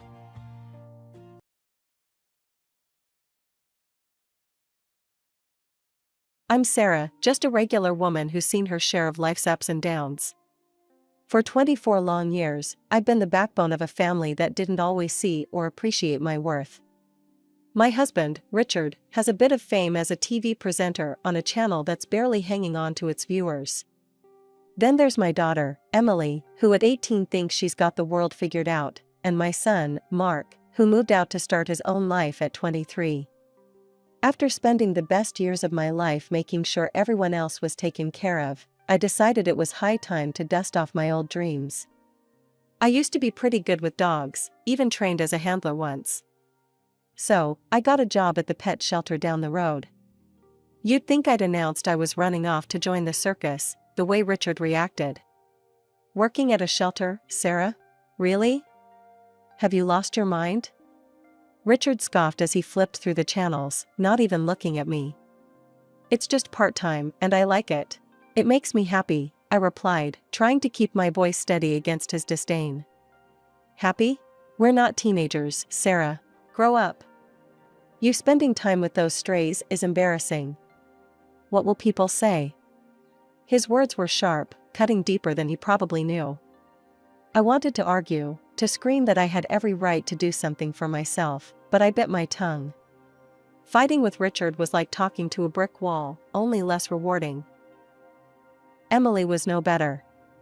She walked in, her phone glued to her hand as always, and rolled her eyes when she saw us. Mom, are you still on about that shelter thing? Why can't you do something cool, like start a fashion blog or something? Because dogs are what I love, Em. I thought you'd be happy for me, I said, feeling the sting of her words. It hurt that my own daughter found my passion so unworthy. Dogs? Really, Mom? That's just sad. You need to get with the times. She scoffed, her words dripping with teenage condescension as she flopped down on the couch. I sighed, looking over at Richard for some sort of support, but he was too busy grooming his image in front of the mirror, fussing over a spot on his tie. Richard, do you hear how she talks to me? He barely glanced my way, adjusting his tie. Well, if you acted more like someone her age could respect, maybe she wouldn't talk to you like that. That stung. It really did. The dismissal from both of them was a cold reminder of what my life had become. Ignored and underestimated. But no more. This job at the shelter, it was mine. It was something I loved, something that brought me back to life after years of being whatever they needed. I went to bed that night with a plan. I wasn't going to let them tear me down anymore. I was good with animals, and the shelter needed me. Maybe, just maybe, This was my chance to find myself again after all these years of being lost in the shadows of my family. Richard always had a thing about appearances, his clothes pristine, his hair just so, every aspect of his public persona polished to a sheen. I'd spent the better part of our marriage ensuring his suits were lint-free, the creases sharp enough to cut glass. Image is everything in my line of work, Sarah. You know that, he'd remind me constantly, as if I could forget. Lately, though, something in me had started to slip. I was forgetting things, simple things, like the exact way he liked his coffee or the time of his next broadcast. "You're not getting any younger," he'd joke, but the barb was always there, hidden under his chuckle. This particular evening, tension hung over dinner like a storm cloud. Emily, ever the echo of her father, was busy texting under the table, barely touching her food. I served Richard his coffee, my hands shaky from the day's stress. "Sarah, where's the cardamom? Didn't I ask for it? Can't you do one thing right?" His voice was sharp, each word a needle prick to my already deflating spirit. I thought I added it. "Let me fix that," I muttered, fumbling through the spice cabinet while he tapped his foot impatiently. Watching me, Richard let out a heavy sigh. "It's like you're not even here anymore. You're just so scattered." The bag of cardamom slipped from my fingers, scattering seeds across the tile. "Oh, damn it!" I exclaimed, more to myself than to him. Richard rolled his eyes, and Emily let out a snort of laughter from the table. "Mom's losing it, Dad. Seriously, she can't even handle spices," she jeered, her voice dripping with disdain. "I'm sorry, okay? I'm trying," I said, my voice low, the embarrassment burning my cheeks. Richard's frown deepened. "Trying? No, you're failing, Sarah. This isn't just about cardamom or coffee. You're not yourself. You need to see someone, get checked out. I can't have you falling apart on me." His words stung, the implication clear, I was a problem that needed fixing. Emily's laughter echoed in my ears, a cruel soundtrack to my crumbling self-esteem. I started cleaning up, the seeds a tiny mess among bigger issues. "Maybe I should see a doctor," I whispered, not sure if I was speaking to Richard or trying to convince myself. "Maybe you should," he agreed quickly, a little too quickly, as if the idea pleased him. The rest of dinner passed in a blur. I was there, but not really. Plates clinked, forks scraped, and my mind whirled with fears of dementia and doctors. After dinner, I washed dishes, the warm water running over my hands while my thoughts spiraled dark and deep. Richard and Emily retreated to his office upstairs, their voices a murmur through the ceiling. Alone with the suds and my spiraling thoughts, I couldn't shake the feeling of being fundamentally inadequate. Was I really losing my mind? The thought terrified me. Saturday had a way of sneaking up on you, all lazy sunshine and the promise of a little peace. I was cleaning up the kitchen, wiping down counters and humming some tuneless song when it hit me. I'd forgotten Richard's coffee cup in his office upstairs. My hands were still a bit damp as I reached the top of the stairs, my mind on autopilot, planning what to do next after retrieving the dishes. But as I neared his office door, voices trickled out, seeping under the crack like unwelcome water. I paused, recognizing Richard's voice, then Emily's lighter, laughing tone followed. Curiosity pricked me, urging me closer. "Do you think your mother suspects anything at all?" Richard's voice, usually so commanding on screen, sounded almost giddy. Emily laughed, that high, tinkling sound that grated on my nerves. "Mom? She's too busy scrubbing floors and feeding those mangy dogs. She doesn't see past the end of her nose." Richard's voice dropped to a whisper, but his words were clear as crystal. "Once I bring Miranda here, things will change. We'll be better off. You like Miranda, don't you?" "Oh, Dad, I love her. She's amazing, smart, beautiful, everything Mom's not. She actually has a career, makes money. It'll be so cool to have her around." Exactly, my thoughts too. "And once your mother is out of the way, we can live as we want. Miranda is eager to move in, start fresh with us." My heart pounded, the room spun, a carousel of betrayal and shock. I leaned against the wall, my legs weak, my breath shallow. This wasn't a conversation, it was a conspiracy. My family wasn't just slipping away from me, they were sprinting. I stumbled back downstairs, my mind racing, terror and disbelief jockeying for position.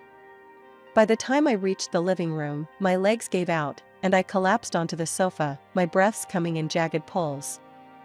I must have looked a sight because when Emily came down later, her brow furrowed slightly, a crack in her usual indifferent armor. "Mom, you okay? You look like you've seen a ghost." Her voice, tinged with faux concern, made my stomach churn. I couldn't confront her, not yet. I needed time, a plan. But what? "Just tired, honey. Very tired," I managed, my voice a hollow echo of normalcy. "Okay, well, if you need something, I guess let me know." She shrugged, her detachment reassembling itself like armor as she turned away, leaving me adrift in the sea of my turmoil. Sunlight was already sneaking through the curtains when I woke up, my mind a tangled mess of dreams and nightmares, all mixing together until I couldn't tell one from the other. For a fleeting moment, I hoped that what I'd overheard last night was just another bad dream. I shuffled into the kitchen, still in my nightgown, my thoughts as disheveled as my hair. Richard and Emily were already there, their morning routine in full swing as if our world hadn't just shifted on its axis. "Morning," I mumbled, reaching for the coffee pot. The strong aroma did nothing to clear the fog in my brain. "Good morning, Mom," Emily said, a little too cheerfully. Richard just nodded, his eyes glued to his phone. But then, their eyes met, and they shared a quick, secretive smile, a small, poisonous thing that didn't reach their eyes. That smile, it was like a slap, waking me up better than the strongest coffee ever could. They didn't know I'd seen it, but it was all the confirmation I needed that last night wasn't a figment of my imagination. "I'm heading to the shelter today. Lots to do," I announced, trying to keep my voice steady.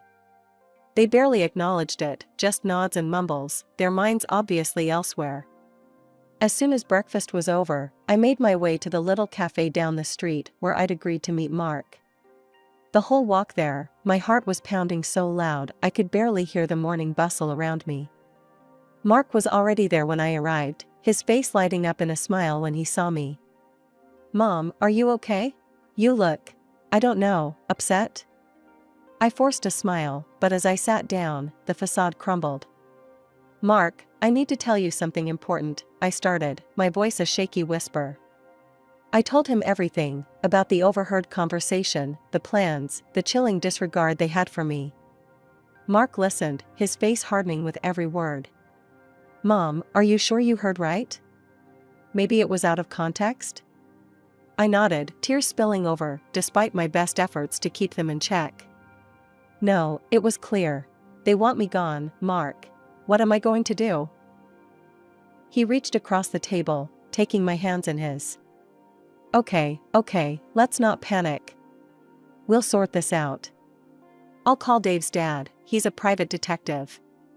He can help us get to the bottom of this." True to his word, Mark pulled out his phone and dialed right there, explaining the situation in low, urgent tones. Within minutes, he'd arranged for us to meet the detective. We went to the detective's office, a cramped little space filled with files and the faint smell of old coffee. The detective, a grizzled man with sharp eyes, listened to my story without interrupting. When I finished, he leaned back, steepling his fingers. "This is serious, Mrs. Thompson. If what you're saying is true, we need to act quickly, but discreetly. I'll need some time to investigate, look into your husband's finances, his movements, check for any evidence of this woman he's involved with." Back home, I slipped back into my role, the doting wife and mother, my heart heavy, my smile forced. Richard and Emily were none the wiser, caught up in their own secretive world. Every look, every whisper between them felt like a knife twisting deeper, but I bore it silently, waiting for the day I could confront them with the truth, armed with more than just my broken heart.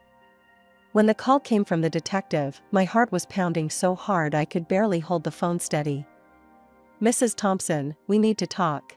It's urgent." he said, his voice a low rumble of seriousness that sent shivers down my spine. I agreed to meet him immediately, and Mark, sensing the gravity, decided to come along. We met at a nondescript coffee shop, a place where conversations could disappear into the hum of daily grind. The detective looked graver than the last time we'd seen him, his eyes sharp and assessing as we sat down. "Mrs. Thompson, we've uncovered quite a bit," he began, flipping open a small notebook brimming with notes. "Your husband's psychologist, if we can even call her that without spitting, is more than just a therapist. She's his lover, and they've been seeing each other for over a year." The words stung, each one a lash against the already raw edges of my betrayal. Mark's hand found mine under the table, a lifeline in the storm. "They're planning to get married," the detective continued. "And they don't plan on leaving you with much." How could he do this?" I whispered, my voice barely a thread of sound. "That's not even the worst part," the detective said grimly. "They've been drugging you. The lady friend suggested it, to make you appear unstable. They're using a powerful sedative, adding it to your tea. This would explain any memory lapses or confusion you've experienced recently." A cold dread settled over me, a fog so dense it threatened to choke. My own home, my sanctuary had become a trap. "The plan is to have you declared mentally unfit. They've even roped in some crooked doctors who would testify to your instability for a price," he added, his voice a blend of anger and pity. I felt sick, the coffee shop spinning around me.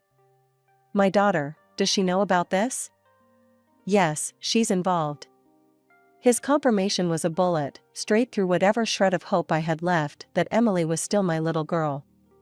We left the meeting with a plan simmering between us. At home, Richard greeted me with a cup of my favorite tea, his smile too sweet, too venomous. I took the cup with a trembling hand, my heart pounding against my chest like it wanted out. "Here, love, I made it just how you like it," Richard said, watching me with eyes I no longer recognized. "Thank you," I murmured, my voice a mask of normalcy over the scream inside. I waited for him to turn back to his newspaper, then I quietly poured the tea into the plant next to my chair, watching the liquid disappear into the soil. For the next several weeks, I played the part of the forgetful wife perfectly. I'd misplace keys, forget names, stumble over words. Richard and Emily watched with poorly veiled triumph, not knowing that with each act, I was silently sealing their fate. Richard's birthday was looming like a storm on the horizon. He had taken it upon himself to organize a lavish party, claiming it was because he couldn't trust me, the woman who couldn't remember the simplest things. "You're staying at home, Sarah," he had said with a patronizing tone that morning. "It's for the best, you know, with your condition." I nodded, a meek, submissive smile plastered on my face, while rage and resolve warred within me. "Of course, Richard. I wouldn't want to ruin your big day."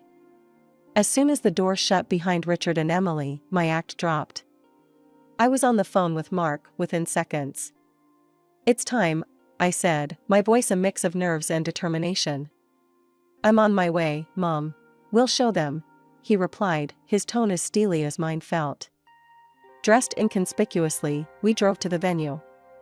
The restaurant was buzzing with Richard's colleagues, friends, and even his well-groomed mistress, all gathered to celebrate. We slipped in unnoticed, taking cover behind a large pillar, just as Richard grabbed the microphone. "Ladies and gentlemen, thank you for joining me on this special day," he began, his voice dripping with faux humility. "Sadly, Sarah couldn't make it tonight. She's not been herself lately," he sighed, the crowd murmuring their sympathy. But, on a brighter note, his smile widened. "I've just been offered my own evening show on a major channel. It's a dream come true." The room erupted in applause, people clinking glasses as Richard basked in the adulation. That was our cue. I felt Mark's hand on my shoulder, squeezing gently. We moved toward the stage, my heart thumping in my chest like a drum. Just as the applause died down, we stepped into the light. Richard's face went from joyous to ashen in seconds, his eyes wide with shock. Mark didn't hesitate. He strode up and smoothly took the microphone from Richard's hand. "If I could have your attention, please," he announced. The room fell silent, all eyes on us. I have a special gift for my father and his beloved, Mark continued, his voice calm but loud. A projector whirred to life behind us, and images flooded the screen, photos of Richard and his mistress, their intimacy undeniable. Whispers crescendoed into gasps as video clips rolled, their cozy dinners, their sneaky exits from her apartment. Then the audio played, clear and damning, discussions of drugging me, of bribing doctors, all to steal my place in this house, in this family. Richard and his mistress exchanged desperate looks, trapped by their own deceit. The crowd's murmurs grew louder, a mix of shock and anger vibrating through the air. I took the microphone from Mark, my hand steady, despite the turmoil around us. I am not as ill as my husband hoped, I declared, my voice strong and clear. This, what you see on this screen, I arranged for this gift, especially for his mistress. The scandal erupted right then and there, the mistress fleeing the room with Richard stumbling after her. As the room buzzed with the aftershock, one of Richard's relatives approached me. I recorded everything, Sarah. It's all on video. I'll send it to you, he whispered, handing me his business card. After the explosive reveal at Richard's birthday bash, the fallout was immediate and merciless. The video of his betrayal and scheming went viral overnight, replayed on every gossip show and news outlet you could think of.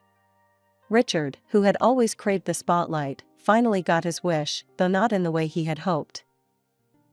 The backlash was swift.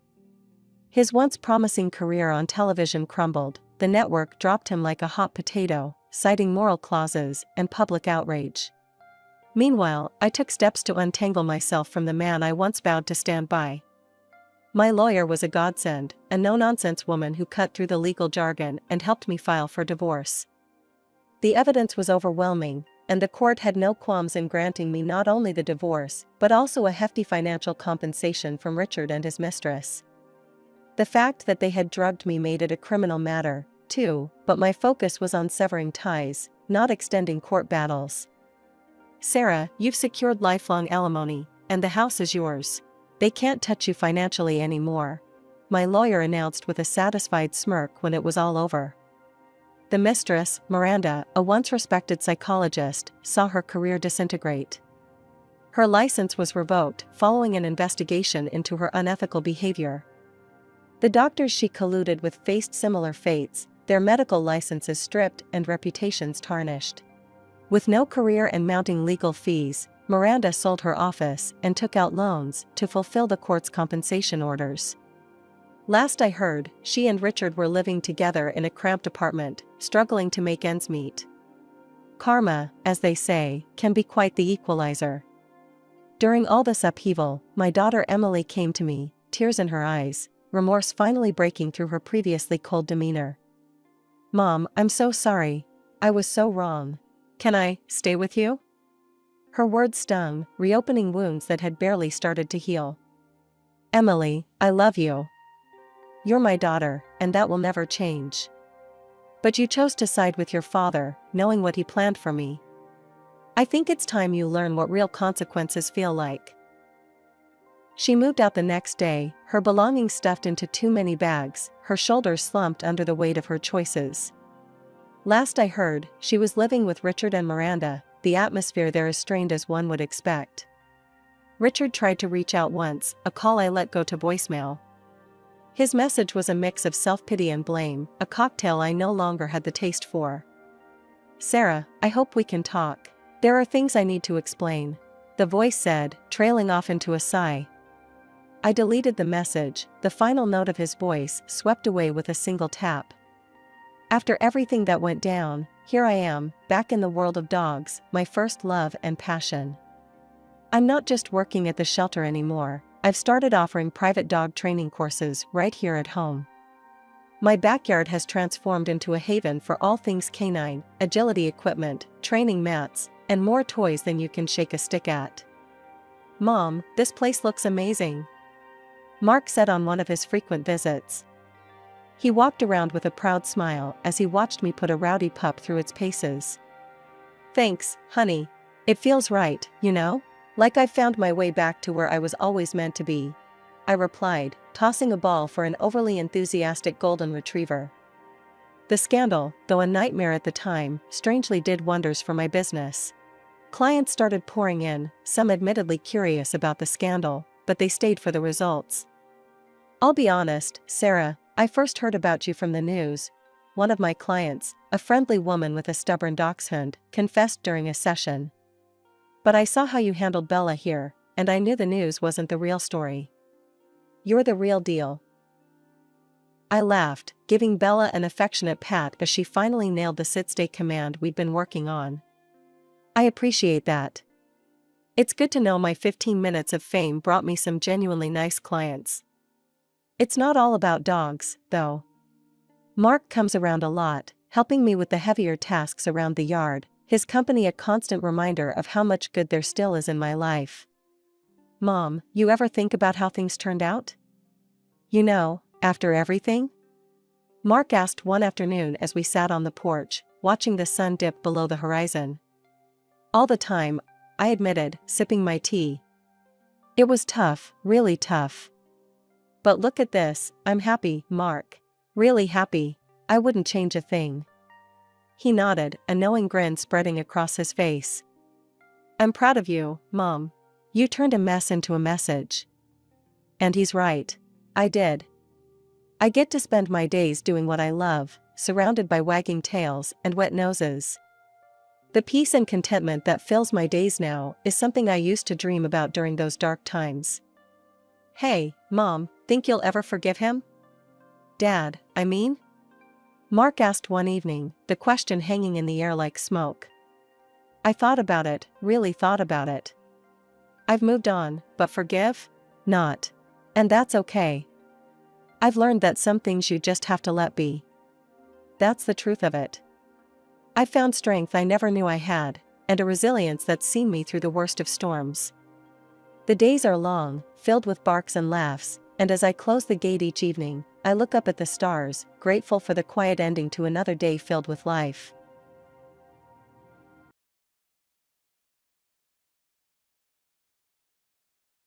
My name's Gina. I'm 38 and I live and breathe the world of wedding dresses, running my own atelier salon here in the city. It's a good life, honestly. My husband, Alex, works as an architect, and we've got 2 kids, Sam and Olivia, both in grade school. They're a handful, but in the best way possible. But family? Now that's where it gets messy. You see, my in-laws are a mixed bag. I get along great with Alex's parents and his younger brother, Mike. But Carol, Alex's older sister, is another story. She's 42, been married 3 times, and she is in constant search of a 4th victim. If there were a way to handle her that didn't involve weekly headaches, I'd have found it by now. Let me paint you a picture of a typical family dinner, which will give you a taste of what I deal with.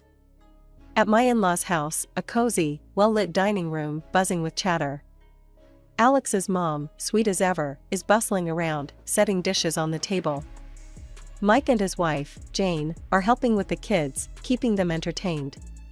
Then there's Carol, draped dramatically on a chair, red wine in hand, voice loud enough to drown out the rest. Carol, waving her glass, says, "So, Gina, still playing dress up with those brides? When are you going to design something real, like haute couture or something?" I bite my tongue, focusing on dishing out some mashed potatoes. I've learned that engaging with Carol only fuels her fire. Mike chimes in, trying to change the subject. "Hey, Carol, heard you're planning another wedding. What's the lucky guy like?" Carol smirks. "Oh, you know, successful, rich, what you'd expect." "Not that you'd understand, little brother." Jane shoots me a sympathetic look. She's been in the trenches with me when it comes to handling Carol. We share an eye roll. The dinner progresses with the usual banter, some of it good-natured, some of it barbed, especially from Carol. She's got a knack for steering conversations back to her favorite subject, herself. Alex, catching my eye, gives me an encouraging nod. We're a team, after all, and dealing with Carol is just one of those family hurdles we navigate together. The evening wraps up with promises to meet again next month. I hug my mother-in-law goodbye, feeling the solidarity in her tight squeeze. Driving home, Alex reaches over to squeeze my hand. You okay? Yeah, I sigh, watching the city lights blur past. Just another day in the life, right? Right, Alex agrees, a smile in his voice. But hey, we've got each other, and that's what counts. And he's right. Despite the Carol-induced drama, we have a solid little world of our own, and nothing, not even a sister-in-law with a penchant for theatrics, can take that away from us.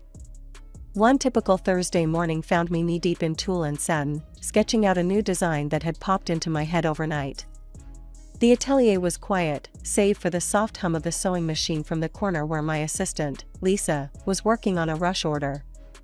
That's when my phone buzzed, a call from Jane, my brother-in-law Mike's wife. Hey Gina, guess what? You will not believe what I just heard. Jane's voice crackled with mischief over the phone. I leaned back in my chair, ready for a bit of gossip to break up the morning monotony. Hit me. What's the latest? So, Carol's getting married again. Fourth time's the charm, right? Jane laughed, and I couldn't help but chuckle along. Seriously? Again? What is it this time? Did she find another millionaire looking for a trophy wife? I asked, half joking. Bingo! Some real estate mogul from out of town. She's planning the wedding of the century. Again.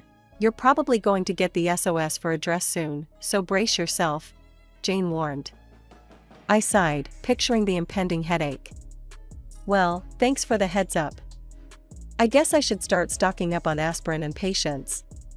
Just then, Lisa piped up from her sewing station, having overheard parts of the conversation. Not Carol again. Her last dress was a nightmare to adjust. Remember how she kept changing her mind about the lace? Yeah, I remember, I replied, rubbing my temples just thinking about it. Well, let's just hope she finds another designer this time around. But fate, and Carol, had other plans. No sooner had I hung up with Jane than the front bell of the atelier tinkled, announcing a visitor.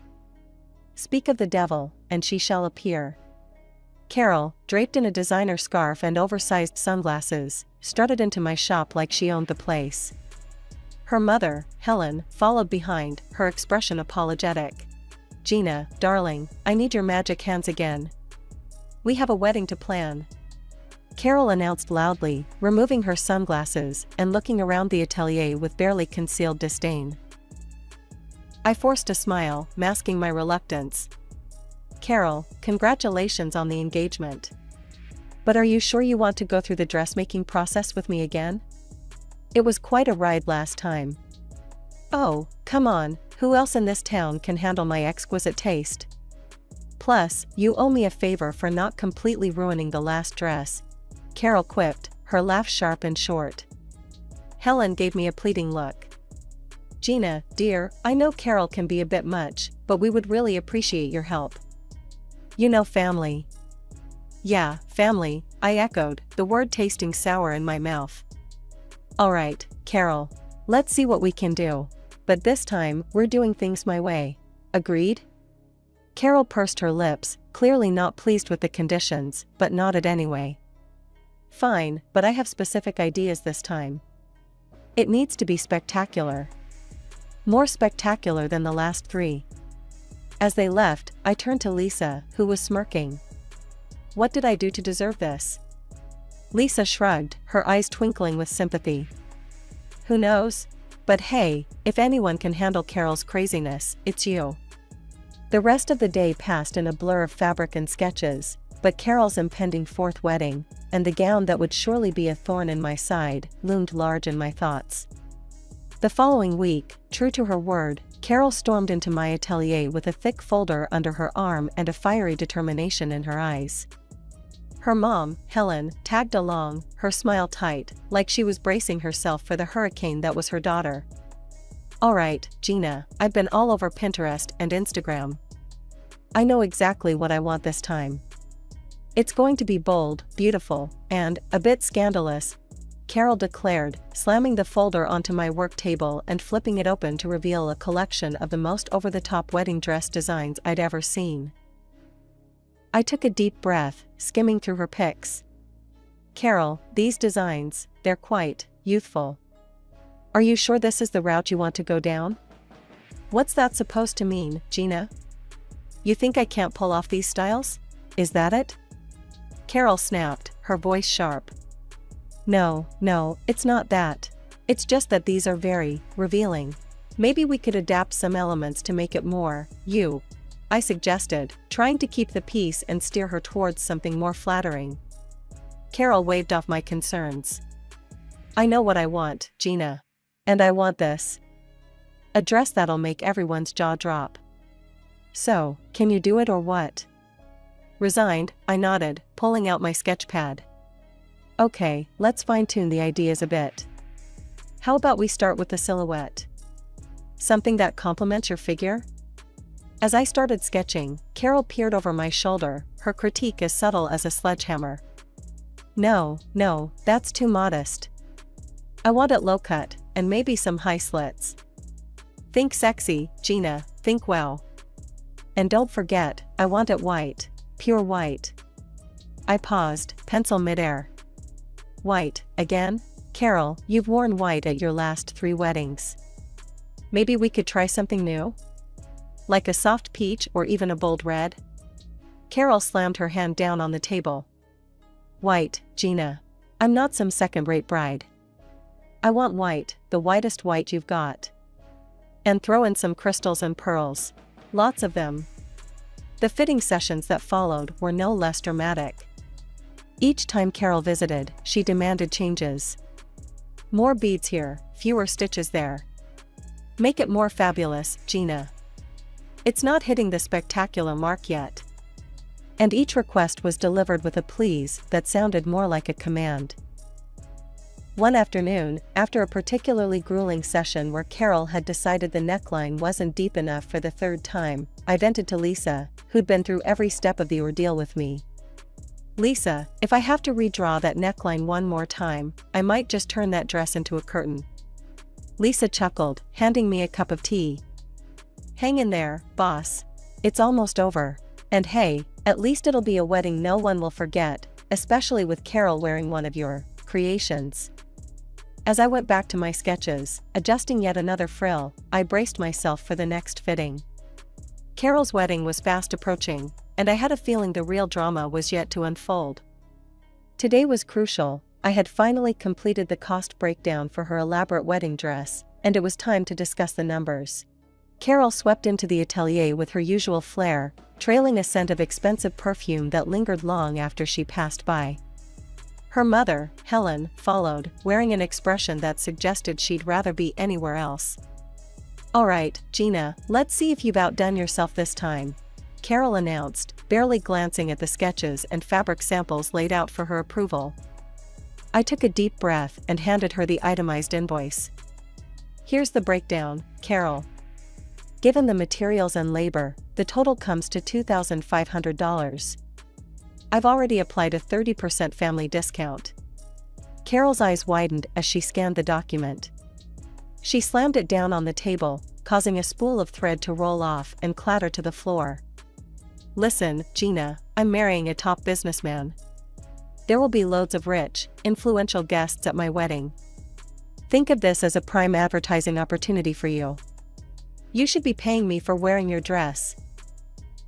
I stared at her, dumbfounded. Paying you? Carol, I'm already cutting the costs significantly. I can't afford to hand out free dresses, even for family. Helen interjected, trying to smooth things over. Carol, honey, Gina's been more than fair. Let's not. Carol cut her off, her voice rising. No, Mom. This is ridiculous. I'm doing her a favor. She should be grateful. The tension in the room was palpable. I crossed my arms, meeting her glare. Carol, I respect your position, but my business isn't a hobby. I have staff to pay and overheads to meet. I can't give away products for free, exposure or not. Carol's face turned a shade of crimson. Then you can forget it. I'll find someone else who actually values good publicity. As she stormed out, Helen lingered, her eyes apologetic.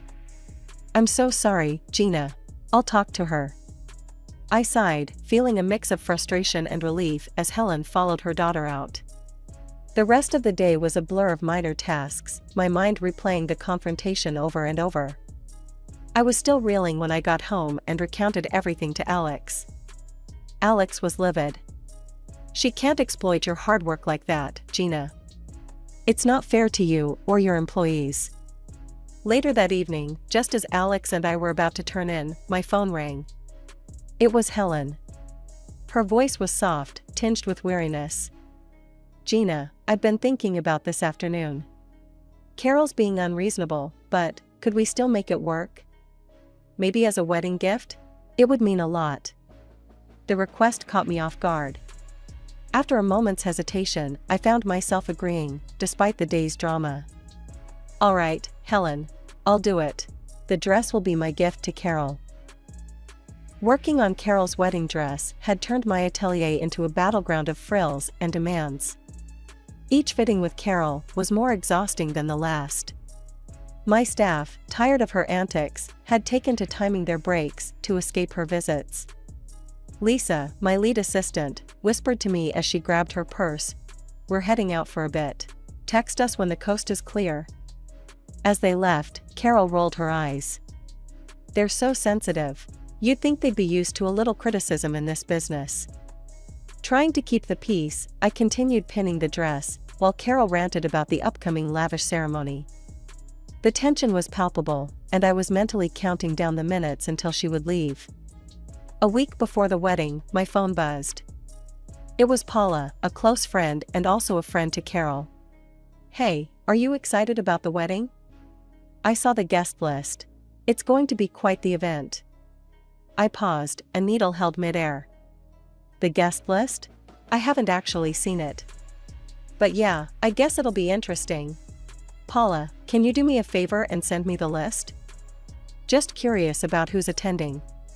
"Sure thing, I'll email it to you now," she replied before hanging up. When the email pinged through, I scrolled through the names, my confusion turning to disbelief. My name was nowhere on it. I wasn't invited. The realization stung more than I expected. Later that evening, I brought it up with Alex. His brow furrowed as he listened. "She didn't invite you? After all the work you've put into this?" "Apparently not," I muttered, feeling a mix of anger and humiliation. Together, we called Carol, hoping it was a misunderstanding. But the conversation quickly spiraled. "Carol, we noticed Gina isn't on the guest list. There's been a mistake, right?" Alex asked, his voice tense. Carol's laughter crackled through the speaker. "No mistake. Gina's just the seamstress, why would she be at the wedding? It's for important people."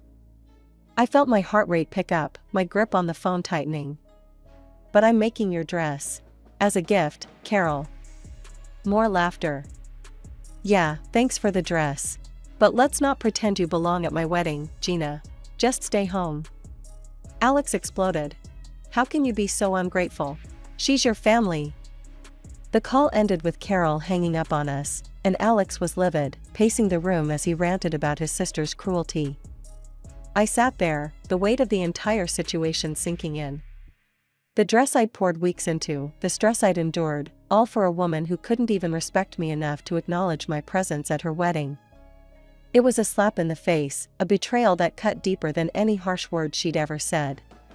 The final fitting was just a week away, and as Carol strutted into the atelier, you'd think nothing had happened.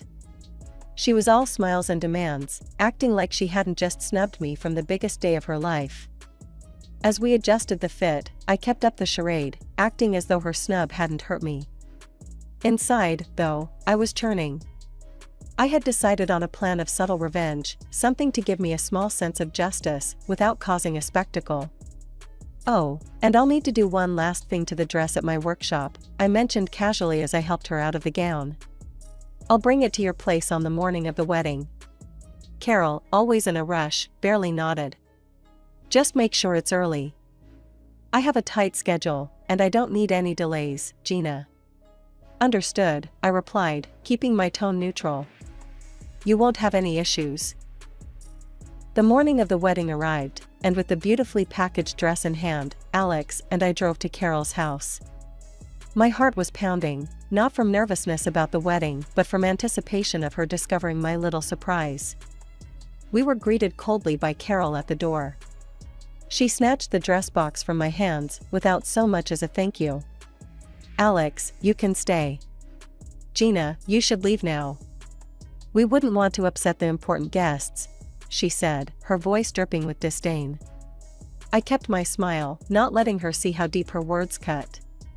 "Of course, Carol. Have a wonderful day." Alex looked at her, anger flaring in his eyes, but he squeezed my hand and chose to leave with me. As we walked back to the car, I felt his support bolstering me.